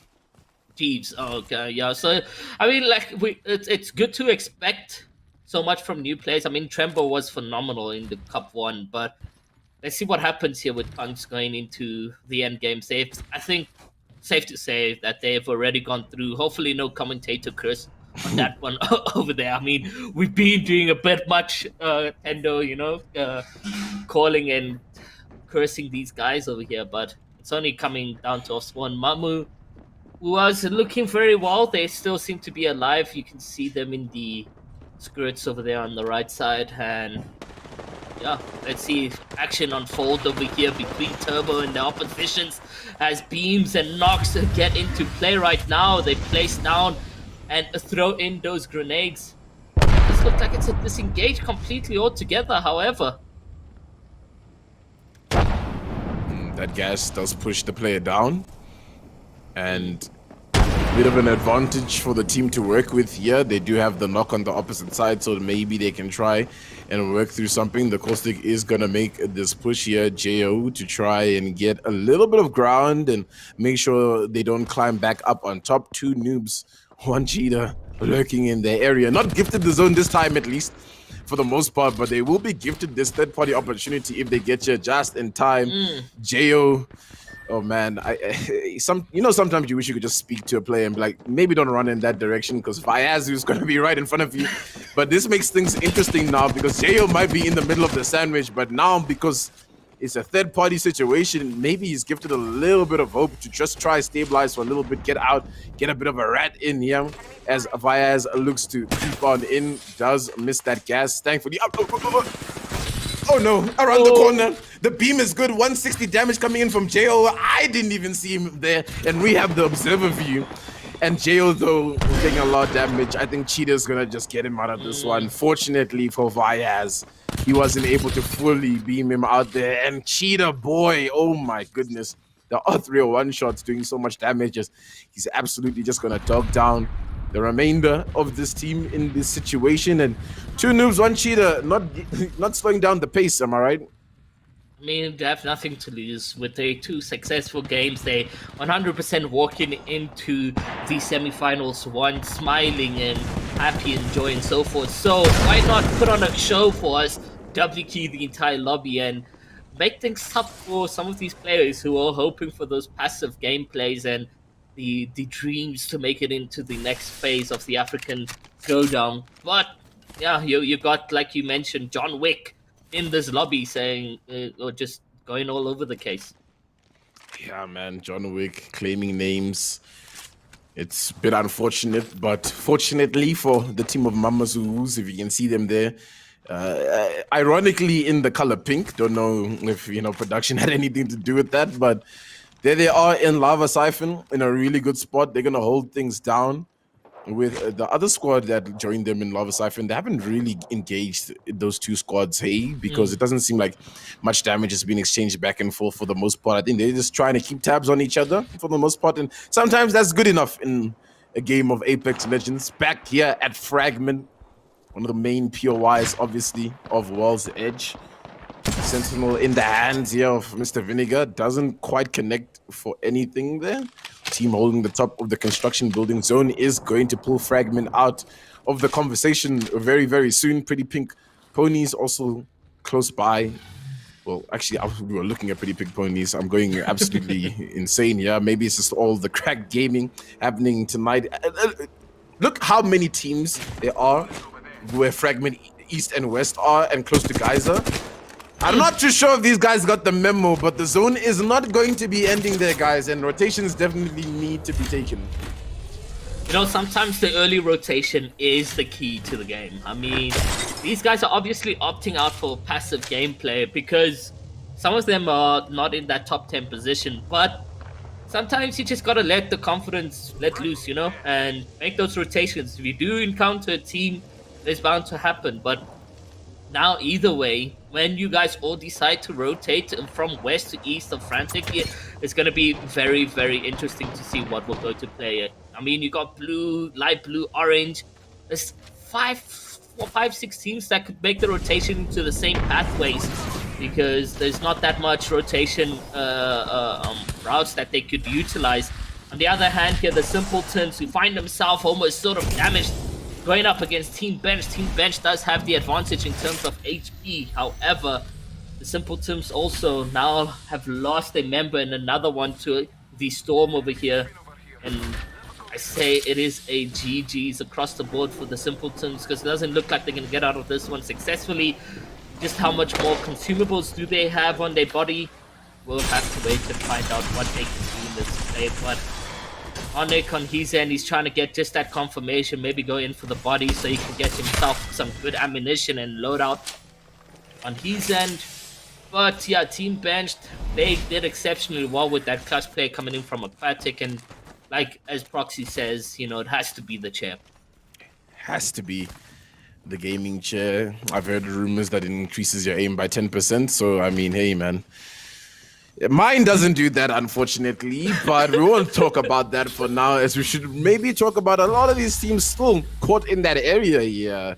Like, I don't really understand why the rotations haven't been called in. Vibin Esports on the outskirts here of Lava Siphon. Mama's Ooze at the top over there holding the most real estate in the area.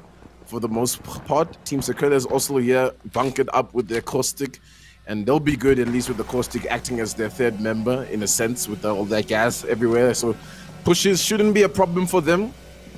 And I mean, look, I feel like towards the end of this game, this place is going to be so populated. So for these teams that are here now, they're taking a page out of Two Noobs, One Cheetah's book of just holding the zone. And I wonder where they are going to be making their rotation. Project Rise as well, we haven't really seen exactly where they are at being an early rotation team. Kind of interesting to not see them towards this area, but it does look like Vibin is going to take some real estate up at the top here.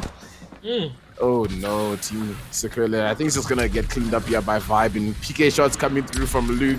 Backed away in a corner. Not much you can really do in this situation.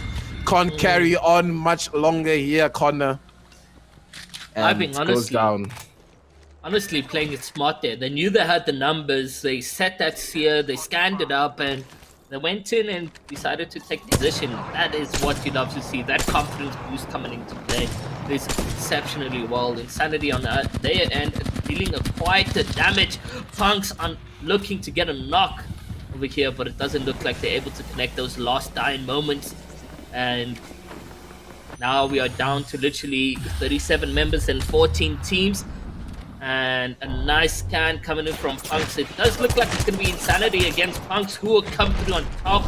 Insanity obviously needing to clutch up a couple gameplay for themselves in order to see them clutch into the next rounds over here. Treble putting himself in the open. Will he connect as much as he can as he gets beamed? Reigns now jumping onto the players, but it's the teammates giving the cover up over here, and they get into the box right now, and Treble looks like he's going to be in a tough position. Octane follows through also here, and this is just a tense situation.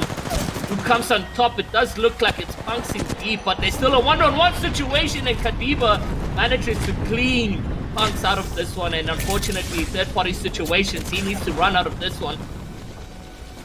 And it does look like Insanity as well is going to have to be eliminated. Punk's Insanity just out of the scenes over here, it looks like. You know, I saw what Tremble was going for, but a bit of a misplay, I think, you know, maybe backed up with one of the teammates, because, I mean, all the damage he takes there pretty much just opens things up for that team to just int him. And, I mean, it all crumbles for Punk. So not a good third game, unfortunately, but it looks like we're definitely in an inferno of caustic gas as we tune into Inferno Gaming. One member left, Vault Shots doing good, but can't connect better than that massive shot that comes absolutely flying through.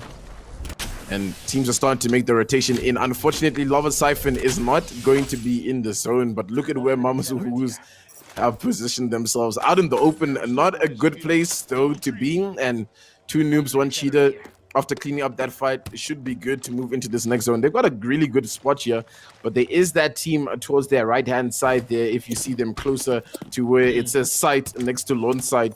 That could be a bit of a problem for them, unless that is Two Noobs, One Cheetah, but I do believe they are probably that team that's a little bit more invested than were in that fight earlier. And a couple of teams on the outskirts of Lava Siphon as well, still trying to make their way into the zone, being a little bit gate-kept, and it's a bit of a portal play being made here. This could be pretty interesting if it goes into fruition. Interesting to see that coming to play right now. What is the thing? They do set up a couple grenades over there, and Sensei now obviously there's that knuckle cluster being popped as well, and grenades left, right, and center. Lag is real, trying to make the play right now. Fuse literally on 1 HP, he's gonna get knocked. Lag is really setting dominance in this area and setting those scans. This is where Bloodhound Relic becomes phenomenal. Sensei now left alone as a solo. He's gonna get 2v1, trying to launch himself out of the situation, but unfortunately he's gonna get tied down to being eliminated and sent back to the lobby. 8 squads remain here, Tendo. The action is real in game number 3. The action is real. The action's just going to continue. We tune into Two Noobs, One Cheetah, who spotted a team on the low ground. The Knuckle Cluster from Baez is doing a lot of damage here. It's Crimson Syndicate will need a couple of points on the board if they want to guarantee themselves into those semi-finals. They've done good so far. Defensive bombardment is going to push back the likes of Two Noobs, One Cheetah just for a little bit. For now, they can breathe, but for how much longer, zone is probably going to be a bit of an issue, but they're making the play to get the high ground here. Vyaz is caught out in a bit of an awkward situation, gets a lot of damage on here, and they're going to try and move in. The beams are good, but for how much longer? And Cheetah Boy is just always there to back up his team, doing so much damage, and that's just a quick clean up for 2 noobs. 1 Cheetah swept them under the rug, unfortunately. Crimson Syndicate. I mean, you have to. It's all in the name. 2 noobs, 1 cheetah. I mean, Cheetah Boy doing the bits right here. He's really working and saving Vyaz most of the time as well. I mean, that beam early on it was the likes of Cheetah to actually save him in that situation. But we come down to this moment here where these guys are on the edge of zone. Pretty pink ponies. Weird to see them play so passive. I mean, Jazz, when I look at him, from his previous standings and gameplay, he's been phenomenal in Elite Gaming, but it's passive. There goes a drop. Hopefully they get something like an alternator and we get to see what beams it is capable of. Vibing. Good to see them vibing in the end games here. Using that Octane launchpad. Hopefully nobody's scouting them. Doesn't look like that is the case. And there's that alternator that we were talking about in game number 2 now being picked up here by Pretty Pink Ponies. And maybe this will definitely give him some sort of an advantage towards the end game. Close comeback. I mean, that gun, it's almost as if you peek, you're dead. Yeah, definitely. I mean, the armor cracks will come in so quickly, and sometimes there's really nothing you can do when a team does that much damage on top of you. Guys, is Mama's ooze just sitting on top of each other? Like, are the 3 of them just like sitting on top of each other? Like, they're being gifted so much of the zone. So good for them. They're getting a lot of placement points, but they probably need to start looking for some kill points, just like 2 noobs, 1 cheetah is doing for majority of this game. Vibing as well on that outskirts could be a bit of a problem there. Lag is real also. They've been a bit of a formidable force so far in this game 3. For how much longer will they be able to hold things down? Vibin is in the zone, thankfully. Thankfully, they have a little bit of room to work with. 2 noobs, 1 cheetah making their way down from a launch side. And Neymars is behind them, maybe playing as a solo. Gonna have to watch out for that kind of situation. Days where they, it makes so much sense. That's actually part of Lava Siphon. It's like a cubby, basically, that they're sitting in right there. And it's actually gifted them so much placement points there. Mamazu's just finding that spot in the zone. 2 noobs, 1 cheetah, doing what they do best. Cheetah Boy, kill leader right now with 5 kills, putting a name for himself here. Yeah, crazy to see the Primordials getting into that end game situation, but as a solo you can only do so much, and his rotation had to get into the likes of John Wick. I mean, so GG's over there. For those of you who's like, where's John Wick? It's obviously Vyaz, who has been a broken man in this game over here, but lag is real, like you said. For definitely a huge game for them. Game number 3 hasn't been, I mean, this entire day hasn't been their time, but they've shown up to par right now. Vibing Esports as well have made like such good decisions. And look at the beams on the rampage. He's able to pick up 1 and damage significant to the other.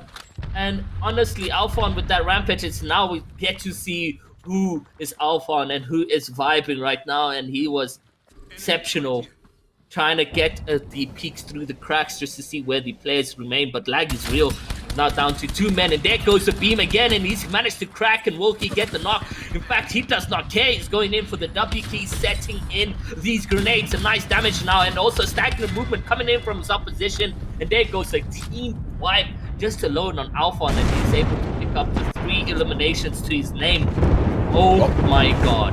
Well, that is happening. Team Bench made the play onto Mamazu's, and now they've got the high ground to work with, but they're also getting focused now from Vibin Esports. Vibin is definitely vibing in this game and looking good to clutch things out. 2 noobs, 1 cheetah on the low ground right now, so not really a good position for them, but what can you really do when you're not gifted the zone in this kind of situation? It does look like Vibin Esports is looking to be a little bit aggressive onto the team of Bench, but like, how do you even climb up this mountain to try get to over to where they're at without them spotting you? But Alphon's finding a nook and a cranny, to work with, and they're on the edge of the zone. It's not looking good. No! Wait, it's actually bench that go down! I wonder if Vibin knows this. I wonder if they're gonna pull up to the top. It does look like they've gotten the queue. They have the high ground to work with here. It's looking good for them in this situation. Pretty Pink Pony still in this one with the 2. It's 2 noobs, 1 cheater once again at the bottom though, in a big disadvantage. And then it's Vibin Esports vibing right at the top. Man, what happened there? Team Bench has got absolute wiped out in moments of seconds. They had such a good advantage here in their name, but I mean, they were focused from left, right, and center themselves. Pretty Pink Ponies in a good position as well.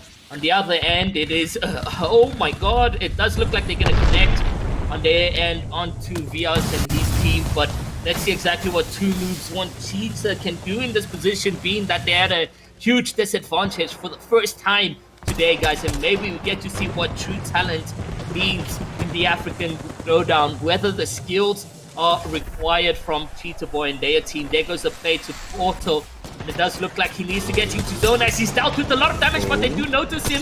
He's quite low right now as he tries to jump back into the Portal with bare minimum HP. There goes the scan as well from Jazz, and they know exactly where these players are. He's going to try aim his scope, and he's going in. He loses that height advantage that he previously had. Alphon, on the other hand, taking all of the damage for himself. He's been a phenomenal player this time around. There goes Mungie as well. He's just dealing the alternator, but the clock dust comes into play, and I'm losing my mind over the crazy gameplay that we are witnessing right now. Nah, it's definitely clapping. I knew you wanted to say it, and that's exactly what's happening in this situation. Vibing is the ultimate team right now in the high ground. It's literally just shooting fish in the barrel right now for Alphon, and they're looking good to clutch things up. 2 squads up left. It's Vibing versus Vayazu, basically, and Vayaz is just burning at the bottom in his own. He's going up! He's crazy, and not crazy enough, though. Let's Vibing clean things up, and your champions are for the 3rd game. Something we love to see. You know, we wanted a new champion, and there you go. It is Vibing to grab that. I mean, they were so good. They knew when to make the decision to W key, when to make the plays, and so forth. They were phenomenal, and you have to give it to them. They worked their way here, Tendo, and that's what will grab them the champions. That's really, really awesome news for Vibin there to come through to get the win and the kill points. I mean, they were beaming there.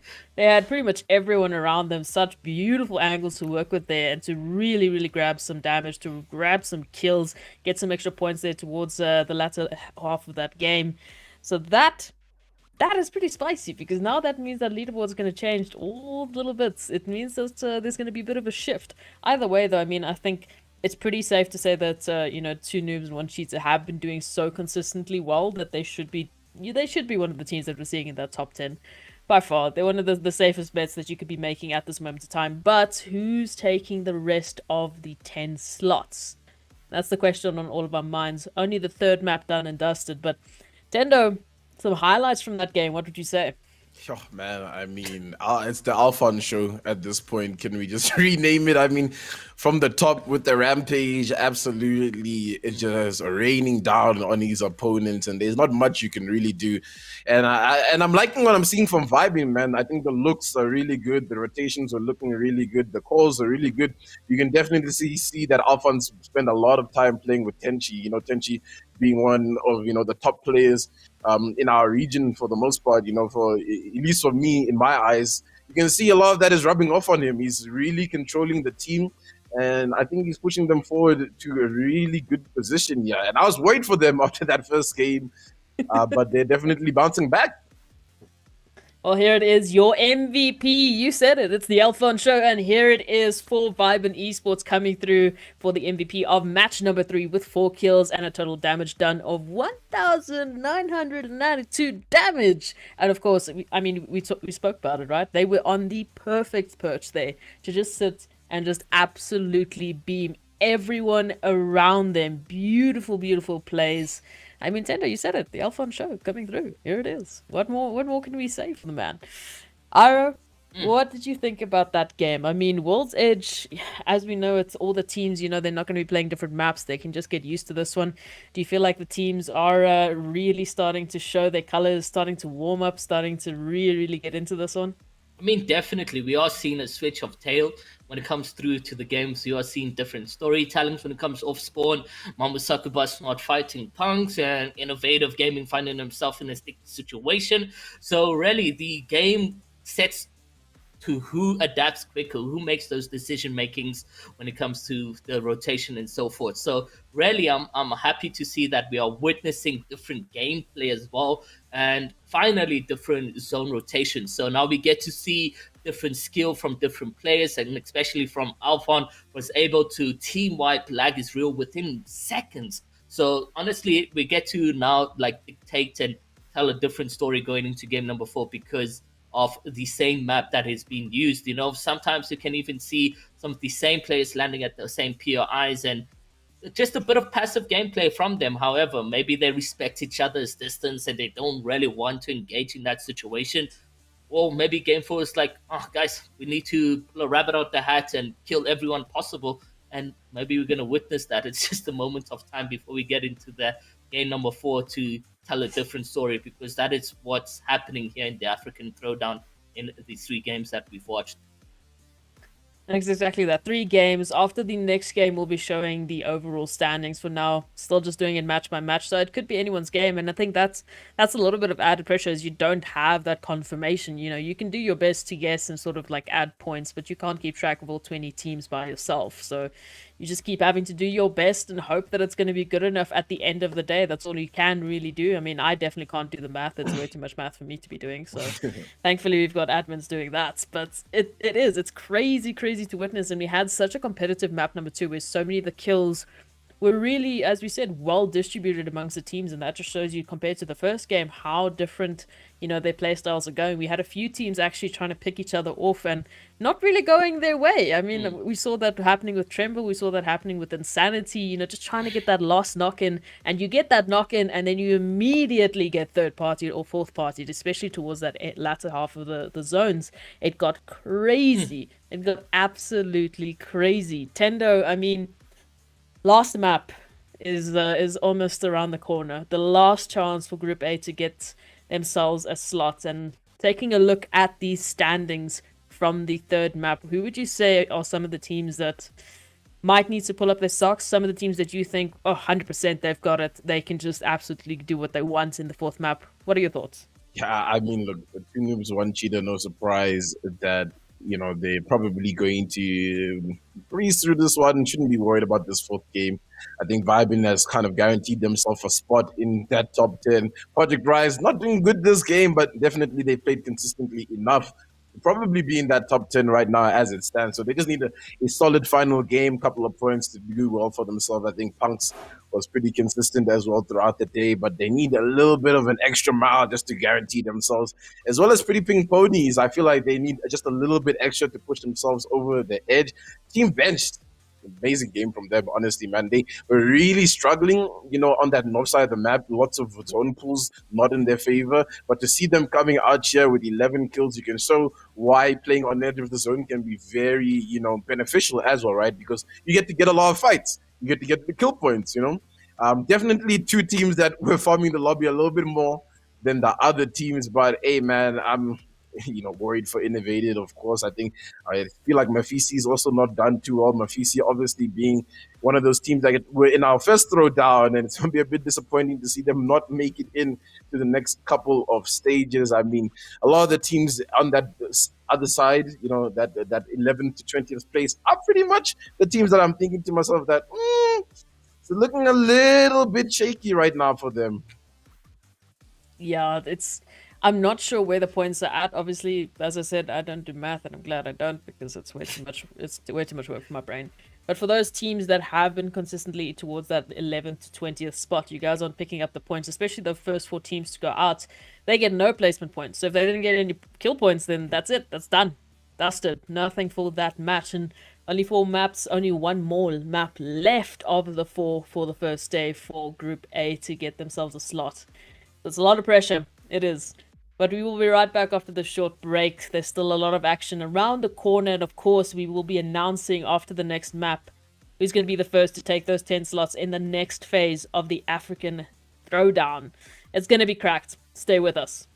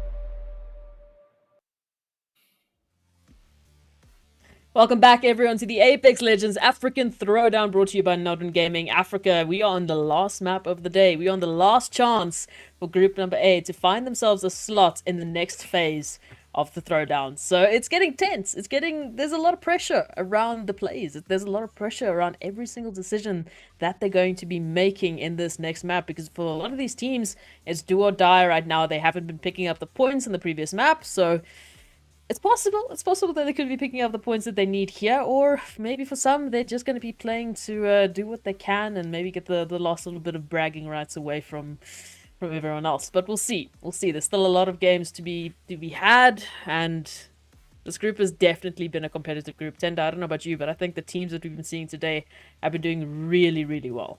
Yeah, very, very, very, very entertaining day of Apex Legends, I must say, honestly, man. I think every team has come to play, and they are definitely giving everybody a show. So, I mean, hey, we're looking at those bottom 10 gamers right now. I know it's tough, 3 games and you're still in the bottom 10, but this 4th game, you could really pop off.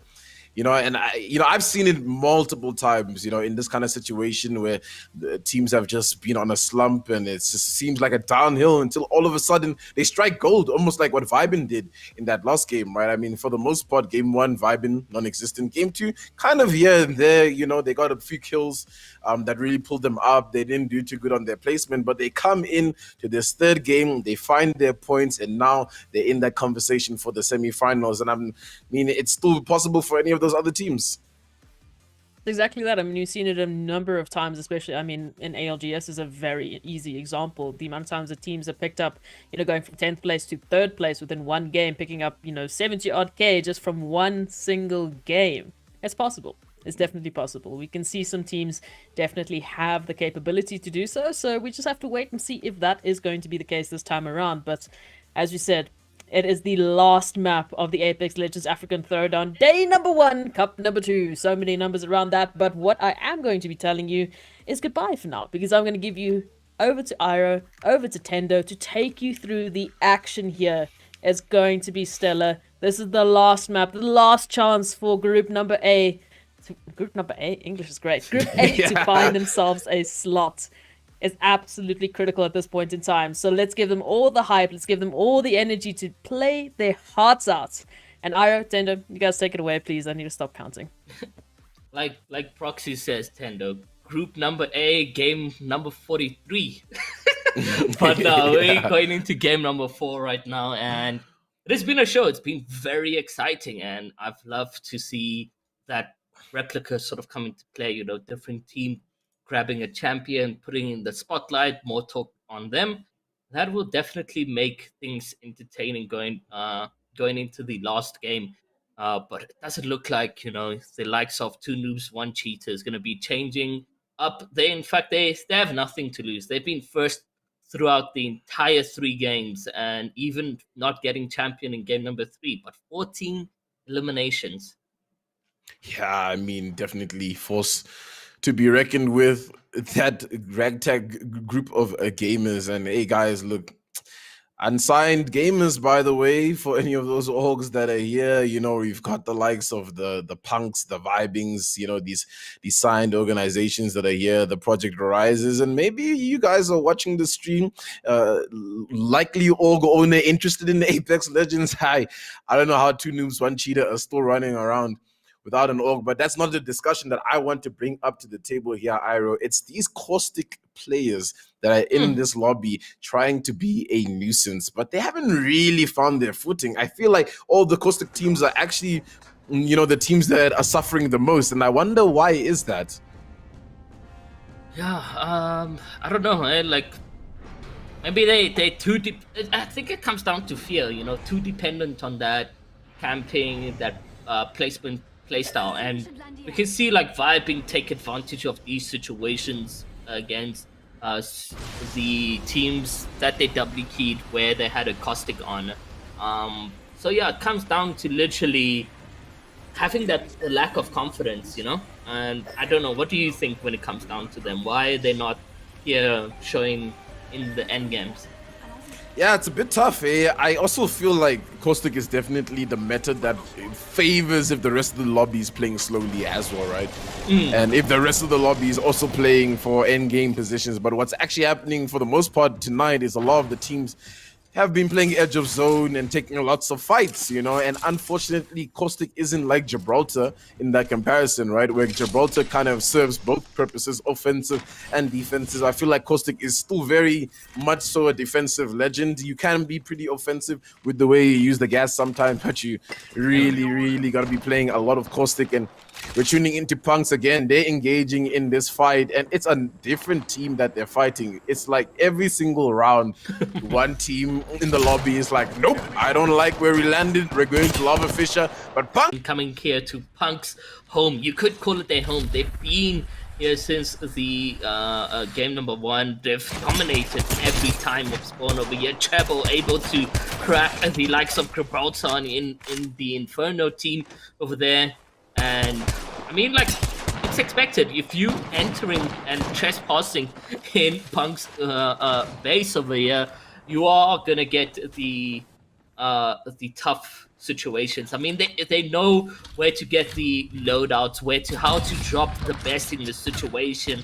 And Inferno, with a good connection on that Sentinel, is able to crack now and maybe tell Punks that, hey, look, you double keyed a bit too much. Hold your horses over there.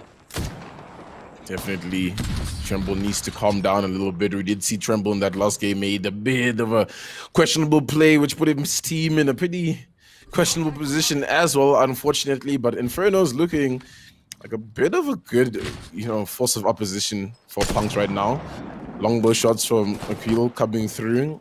Tremble is, he's so aggro right now, even though he's playing Gibraltar, which is kind of definitely that weird in between, that perfect mix of offensive and defensive. I think, that blast shield that he has, really, you underestimate it sometimes. You think you're doing a lot of damage to that player, but that man's just absorbing everything like a sponge.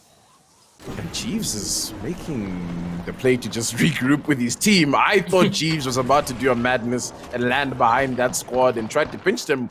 Actually would have been a good play. Everybody's kind of playing snipers in this fight. It's just a back and forth of snipers. Definitely. I mean, oh! And finally, now being taken out by Jeeves, he's able to connect that Sentinel. There goes the call to W key. The players now trying obviously to rest, but it doesn't look like that's the play. Has Punks is full on W King getting into the position. Punches are being made. Punks is able to say goodbye.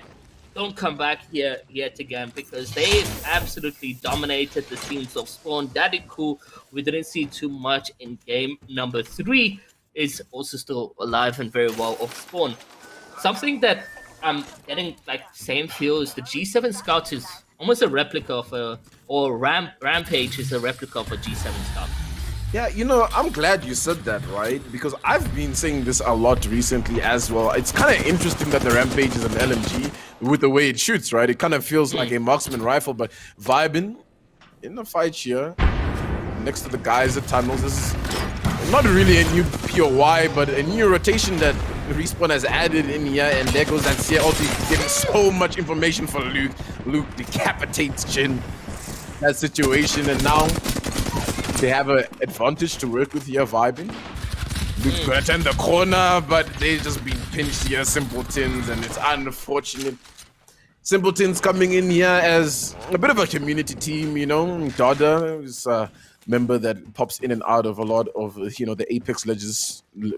The Apex Legends streams. Why is that just a mouthful to say?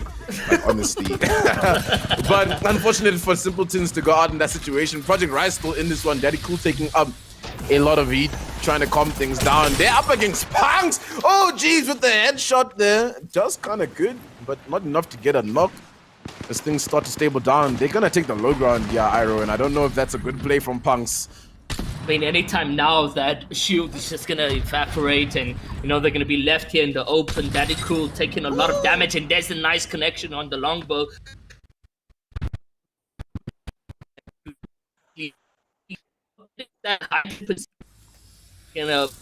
advantage right now. They're staying on height, even though they've dealt quite a lot of damage, not getting overconfident. Project Rise has obviously done well game 1 and 2, so they are going into the next stages, but they're still showing some respect across competitive gameplay, across, as you guys can see right here, throwing in a couple grenades, and Jeeves taking quite the damage now, needing to take a battery, and he's going to do so indeed, but that's going to connect onto him, and Jeeves is being damaged significant amount of.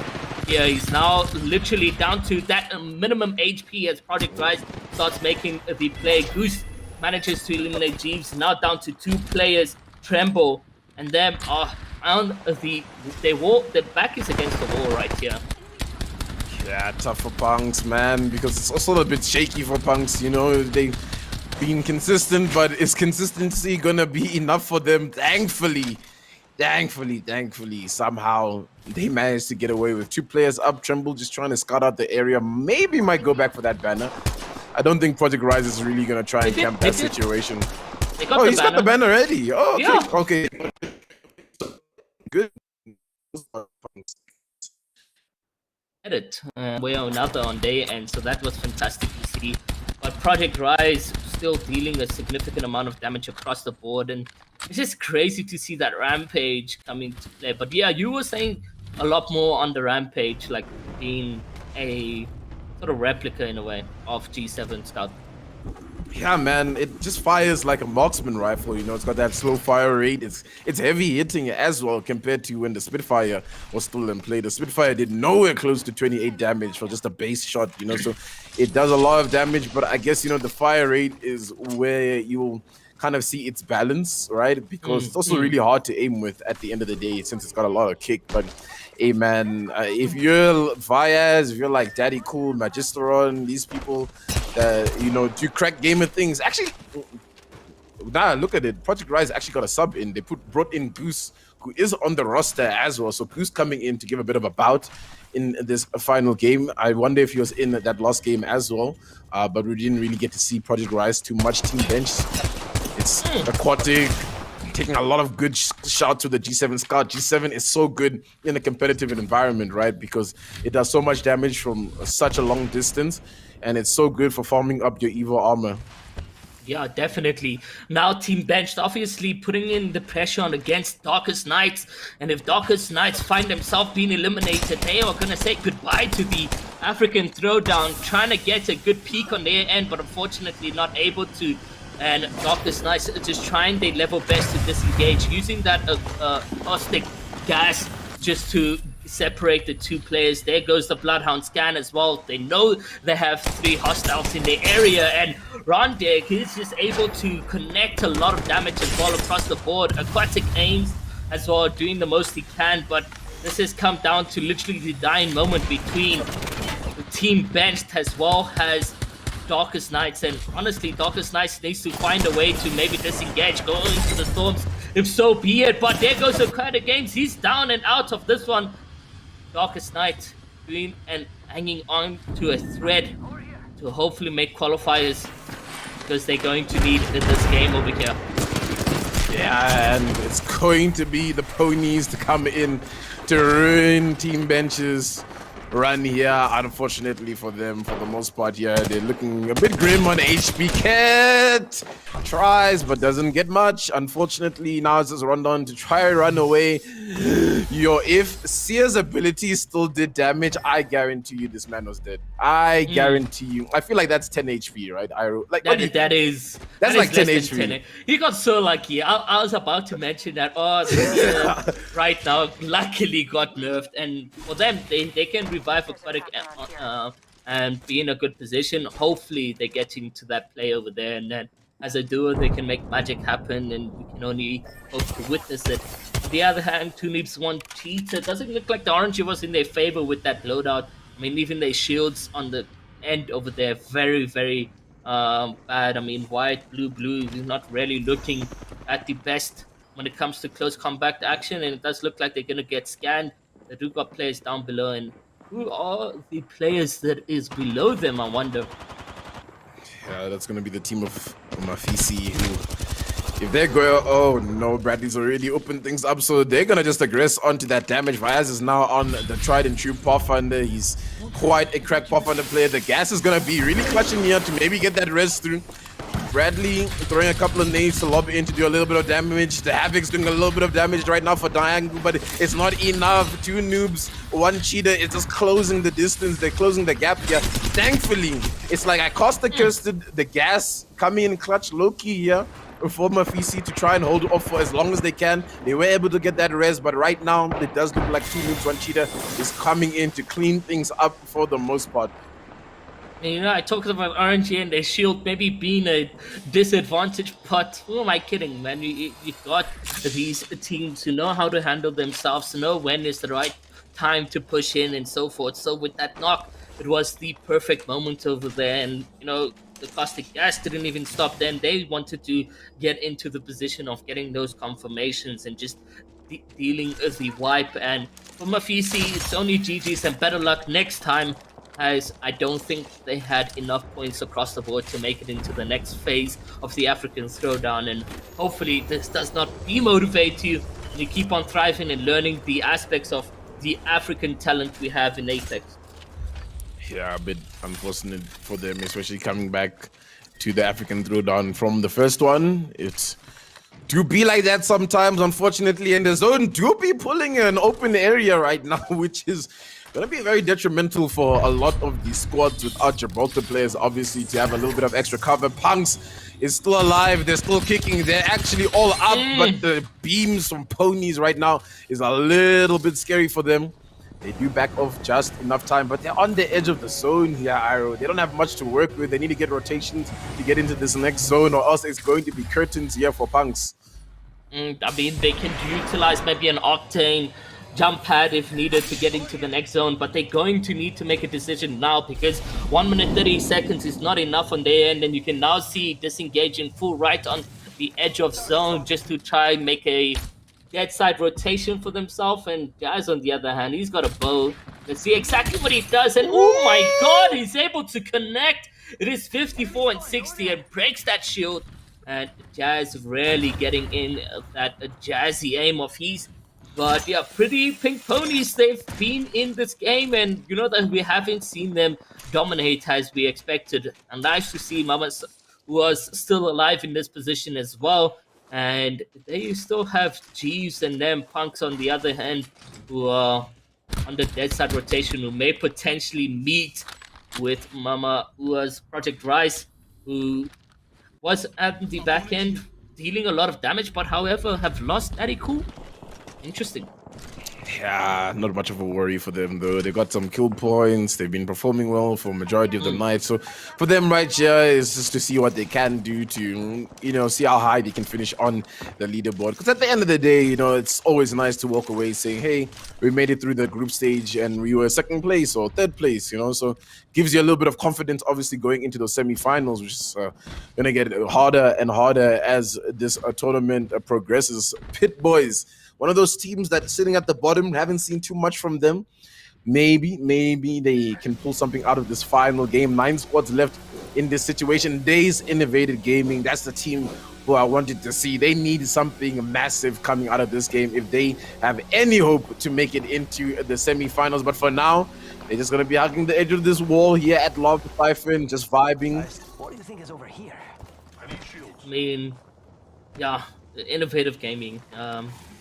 It's always like scary how RNG plays different zone rotations, positioning, you know, all these factors come into Apex, and that's what makes it such a beautiful competitive game. The stories that go from game 1 to across the board in game number 4, the case may be that we may have a clutch moment, but you can only wait and find out what these very last moments. We are seeing a lot of the lower teams on the leaderboard in the end game. 6ix9ine is there as well. Pit Boys is here. Innovative Gaming. They're all playing their passion into the very last moments to try secure that clutch.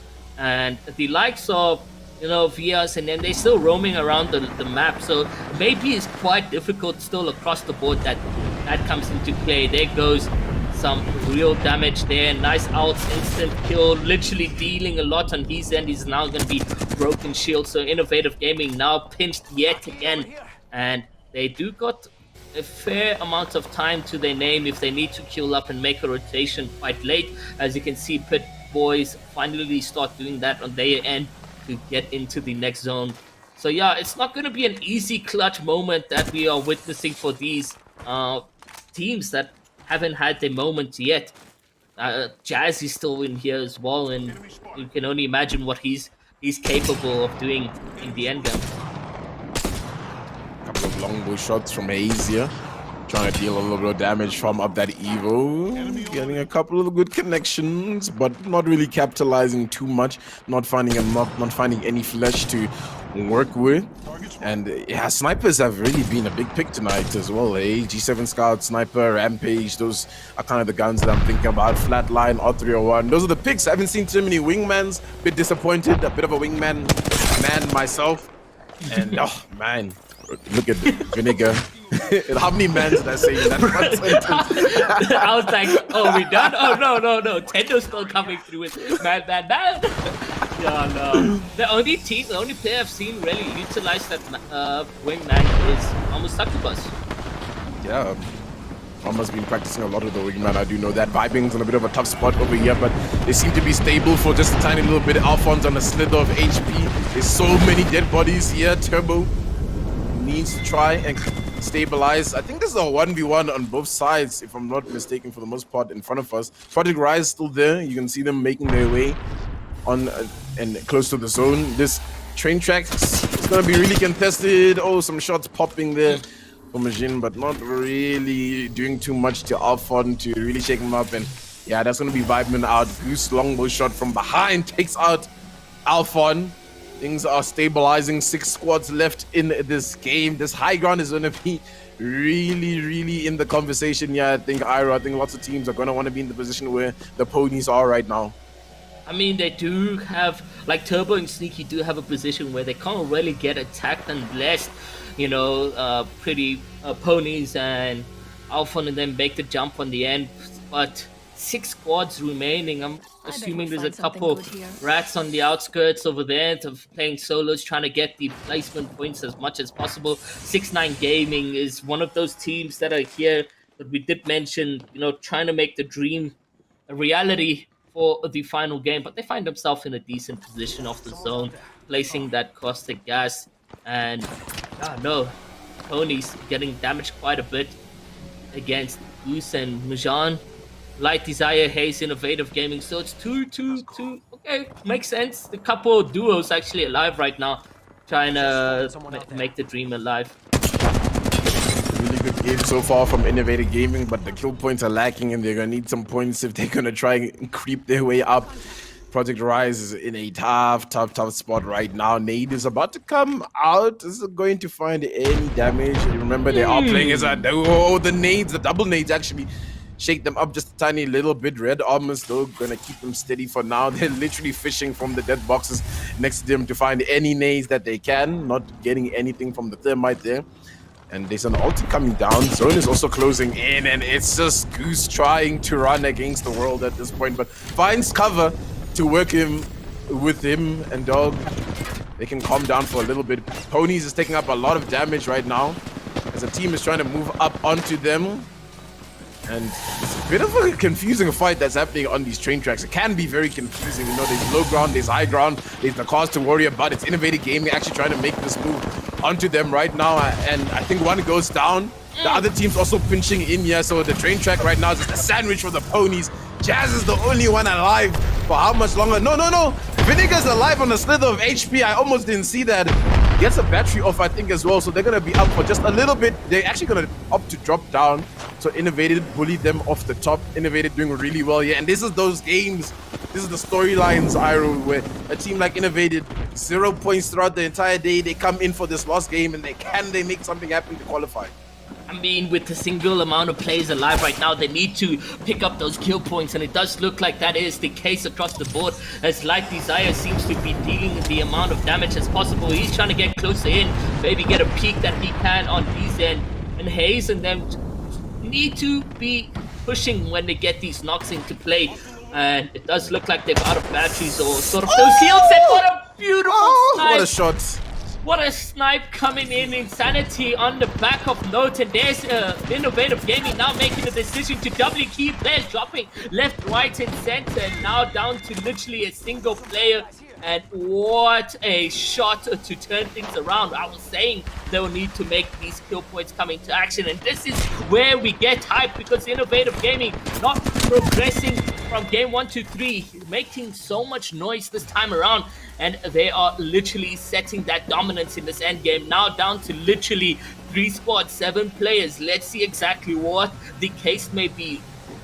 Rise on the end. It's just a two set of duos here to make some clutch plays. What can they do here, Tendo? Take it away. Man, I mean, right now, they're looking really good. Innovative Gaming to see them in the semi-finals, especially right now. They're in that similar position that we saw vibing in that final game, where it's basically shooting fish in a barrel. They've got all the high ground to work with, yeah, all the way pretty much up until the very end. So it's just going to be Rise trying to do as much as they can from this corner that they're in. They've got a little bit of loot to work with, but for how long is that going to work? Sneaky's trying to be sneaky and climb up. Oh, Sneaky, that's not going to be good enough. Goes down. It's just up to Turbo on the opposite side, but for how long is Turbo going to survive as he tries to peep around the corner? Dog is dogging him down.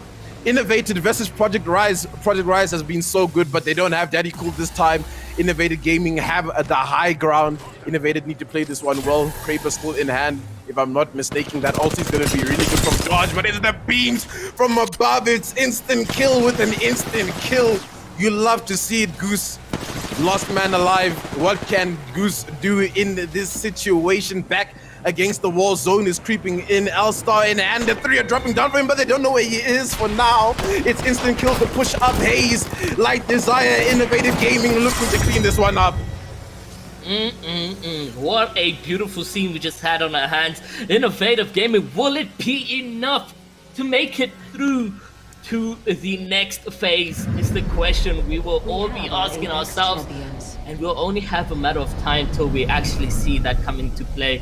But what a story over there. Game 1, not them. Game 2, off spawn situations going out of their favor. And game 3, never knows what happens. But it's game 4 where they're able to say, listen, we are here. Hopefully it is enough.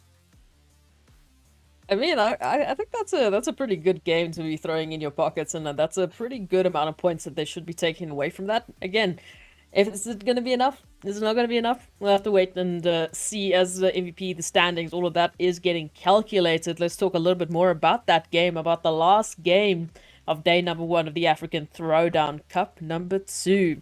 I mean, for Group A, as we said, it's one shot, one opportunity. You have to get those 10 slots, or you're not going through to the next phase. So it does mean that this cup is a little bit shorter. It's a little bit more pressure, but I mean, thankfully they are just playing on one map, so that does help, you know, getting used to things and getting warmed up for this game. Towards the end, I think we did see a few teams changing a little bit of strategy, changing a little bit of rotation, trying to really adapt, which I like to see. Tendo, what did you think about that? Yeah, I mean, it's definitely the game to adapt, you know, or be left behind, unfortunately, you know, and I think a couple of the adaptations didn't work in a couple of the teams' favor, and I think the zone pool obviously played a big part into that. And I mean, you can't take anything away from Innovated. We saw them almost in a spot where it looked like they were going to go out early, you know. They were at Lava Cypher, and I was thinking to myself, hey, this Gibraltar ulti's doing a lot of damage there.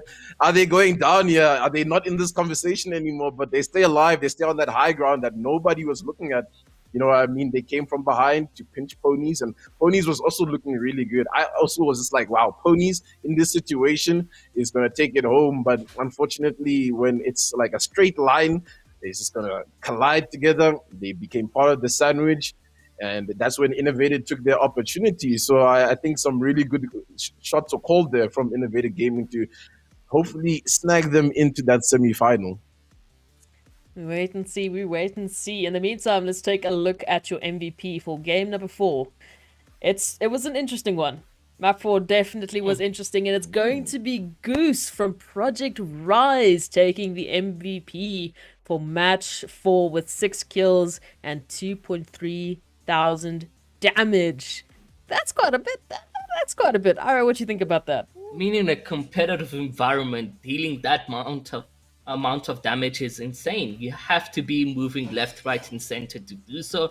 And we definitely saw them very much active early from the early stages, eliminating so many players. 6 kills. That's fantastic. He made it all the way into the literally dying moment, and you have to give it to him. He played exceptionally well.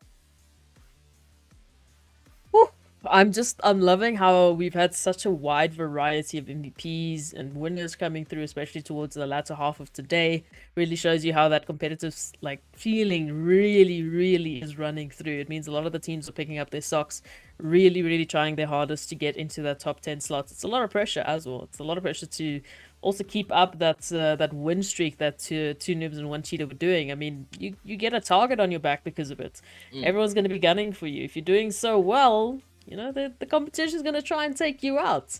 Tendo, what were some of the standout moments of map 4 for you? Yeah, I mean, for me, it's definitely watching Goose and Dog just somehow survive against all the odds to the very end as a duo. I mean, they lost Daddy Cool pretty early on in their affair, and they were like a boat steaming through, picking up some points along the way. And I mean, as a duo, to come out with an MVP, you got to be pretty proud of yourself in that kind of situation, right? I think a lot of the fights that we saw cleaned up exceptionally fast as well. A lot of teams were just trying to be as clinical and finish up as quickly as possible. And I mean, I'm worried for a lot of teams. I'm thinking Punks especially. I feel like, did they do enough, especially with Innovated dropping a game like that, man? I don't think we saw Punks performing too well. They were kind of consistent throughout the day, and I mean, if we don't see Punks in the semifinals after, they were a team that were in the grand finals of the last African Throwdown, it's going to be a little bit disappointing. So right now, you got to be kind of biting your fingers for that situation. Well, we can take a look at the standings for map number 4. So this is not the overall standings just yet, but it will hopefully give us a little bit of a better idea as to what we might be looking at. So Project Rise actually taking the first place there, which is interesting. We were talking about it off stream, two noobs, one cheater. They didn't really win 3 times in a row, but they did take that number 1 spot 3 times in a row. But this time around, it's not the case. Project Rise will be the ones to take it this time, with Innovated Gaming coming through in 2nd place, still Vibin in 3rd place, Insanity coming through in 4th, Pet Boys in 5th, Pretty Pink Ponies in 6th place, 6ix9ine Gaming coming through in 7th, Punks is there in 8th place, 2 noobs, 1 cheater in 9th, Darkest Night in 10th. So that being your top 10. Very closely followed there by Mamazuwus, Sequele, Mafisi, Team Bench, The Primordials, Simpletons, Inferno Legion, Crimson Syndicate, and Find the Basement. Overall, though, that is a different story. So, I mean, all of these points obviously counting towards, and all 4 of the points have been tallied. And it's going to be a story. So, again, only the top 10 go through to the next phase, everyone. And the top 10... absolute congratulations to them, and here it is, your overall standings for today. Tendo, take us through it. Oh my goodness, you love to see how the standings is looking up. I was actually very worried for Mamas Woos, but they somehow managed to finish 9th place, I mean, getting a couple of points here and there at top of the table, to no surprise, 2 noobs, 1 cheater, Project Rise coming in 2nd place, Vibing Punks. I was a bit worried, because Innovated put up a really big game there. I kind of thought they were going to pull ahead. But like I said, they were consistent throughout the day. So, they're in our semifinals. And I actually think the representation in terms of the top 10 right now is a pretty on point to the teams that were, consistent in performing. I think Pit Boys is a good example of, guys, 1 game and you're good. You know what I'm talking about? They literally clutched that last game, got a couple of extra points just to keep themselves in contention over here. And I mean, a bit of a tiebreaker, I believe, between 69 Gaming there. Bit unfortunate for them to not see them. Mafisi going out as well, being contestants in the last African Throwdown and making it all the way to the very end, if I'm not mistaken, as well. Not coming in to this one, but I'm excited to see how this, lobby in the semifinal is going to fare up against, the lobby that they put up against. Obviously, we don't know the top 10 yet, but I mean, this top 10 is pretty stacked. And 75 points, 40 kills, 2 noobs, 1 cheater, guys. Unsigned organization by, come on, please, somebody. I mean, it happened, for the blind peekers in season 1. Maybe it can this time be 2 noobs, 1 cheater that finds their org at the end of it. It's a beautiful story, really. I mean, I would love to see it. So yeah, absolutely well played and well deserved to our top 10 who will be going through to the next phase of the African Throwdown. Thank you and GG, well played to those who did not make it. I mean, it was beautiful to watch nonetheless, and we're so happy that you guys came through and registered. It would not be the same without you. So thank you for that. Absolutely cracked performance from you guys as well. But that is the end of day number 1. That is the final of day 1. I can't believe it. It felt like it went by really, really quickly. Ira, any last thoughts of day 1 of Apex? I mean, exciting, right? And that's what makes time go by. You want to grab the next game to see what the story is going to be like. And for Innovative Gaming, they've managed to clutch up that very last moment. And it's crazy. They snipe plays, they train wreck, third-party involvement, and so forth. They were just able to dominate that entire game and set a story going into the semifinals.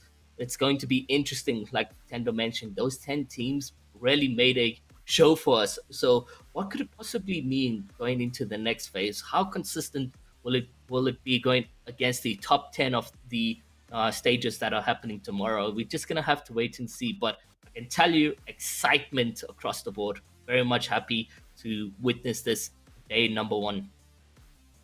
Exactly that. We are still going to be here tomorrow going through Group B as they go through for their chance at getting their slots into the next phase of the Apex Legends African Throwdown. So please make sure that you join us tomorrow. It's going to be spicy once again, and the content is just always good when the community gets behind it. So we hope to see you guys there.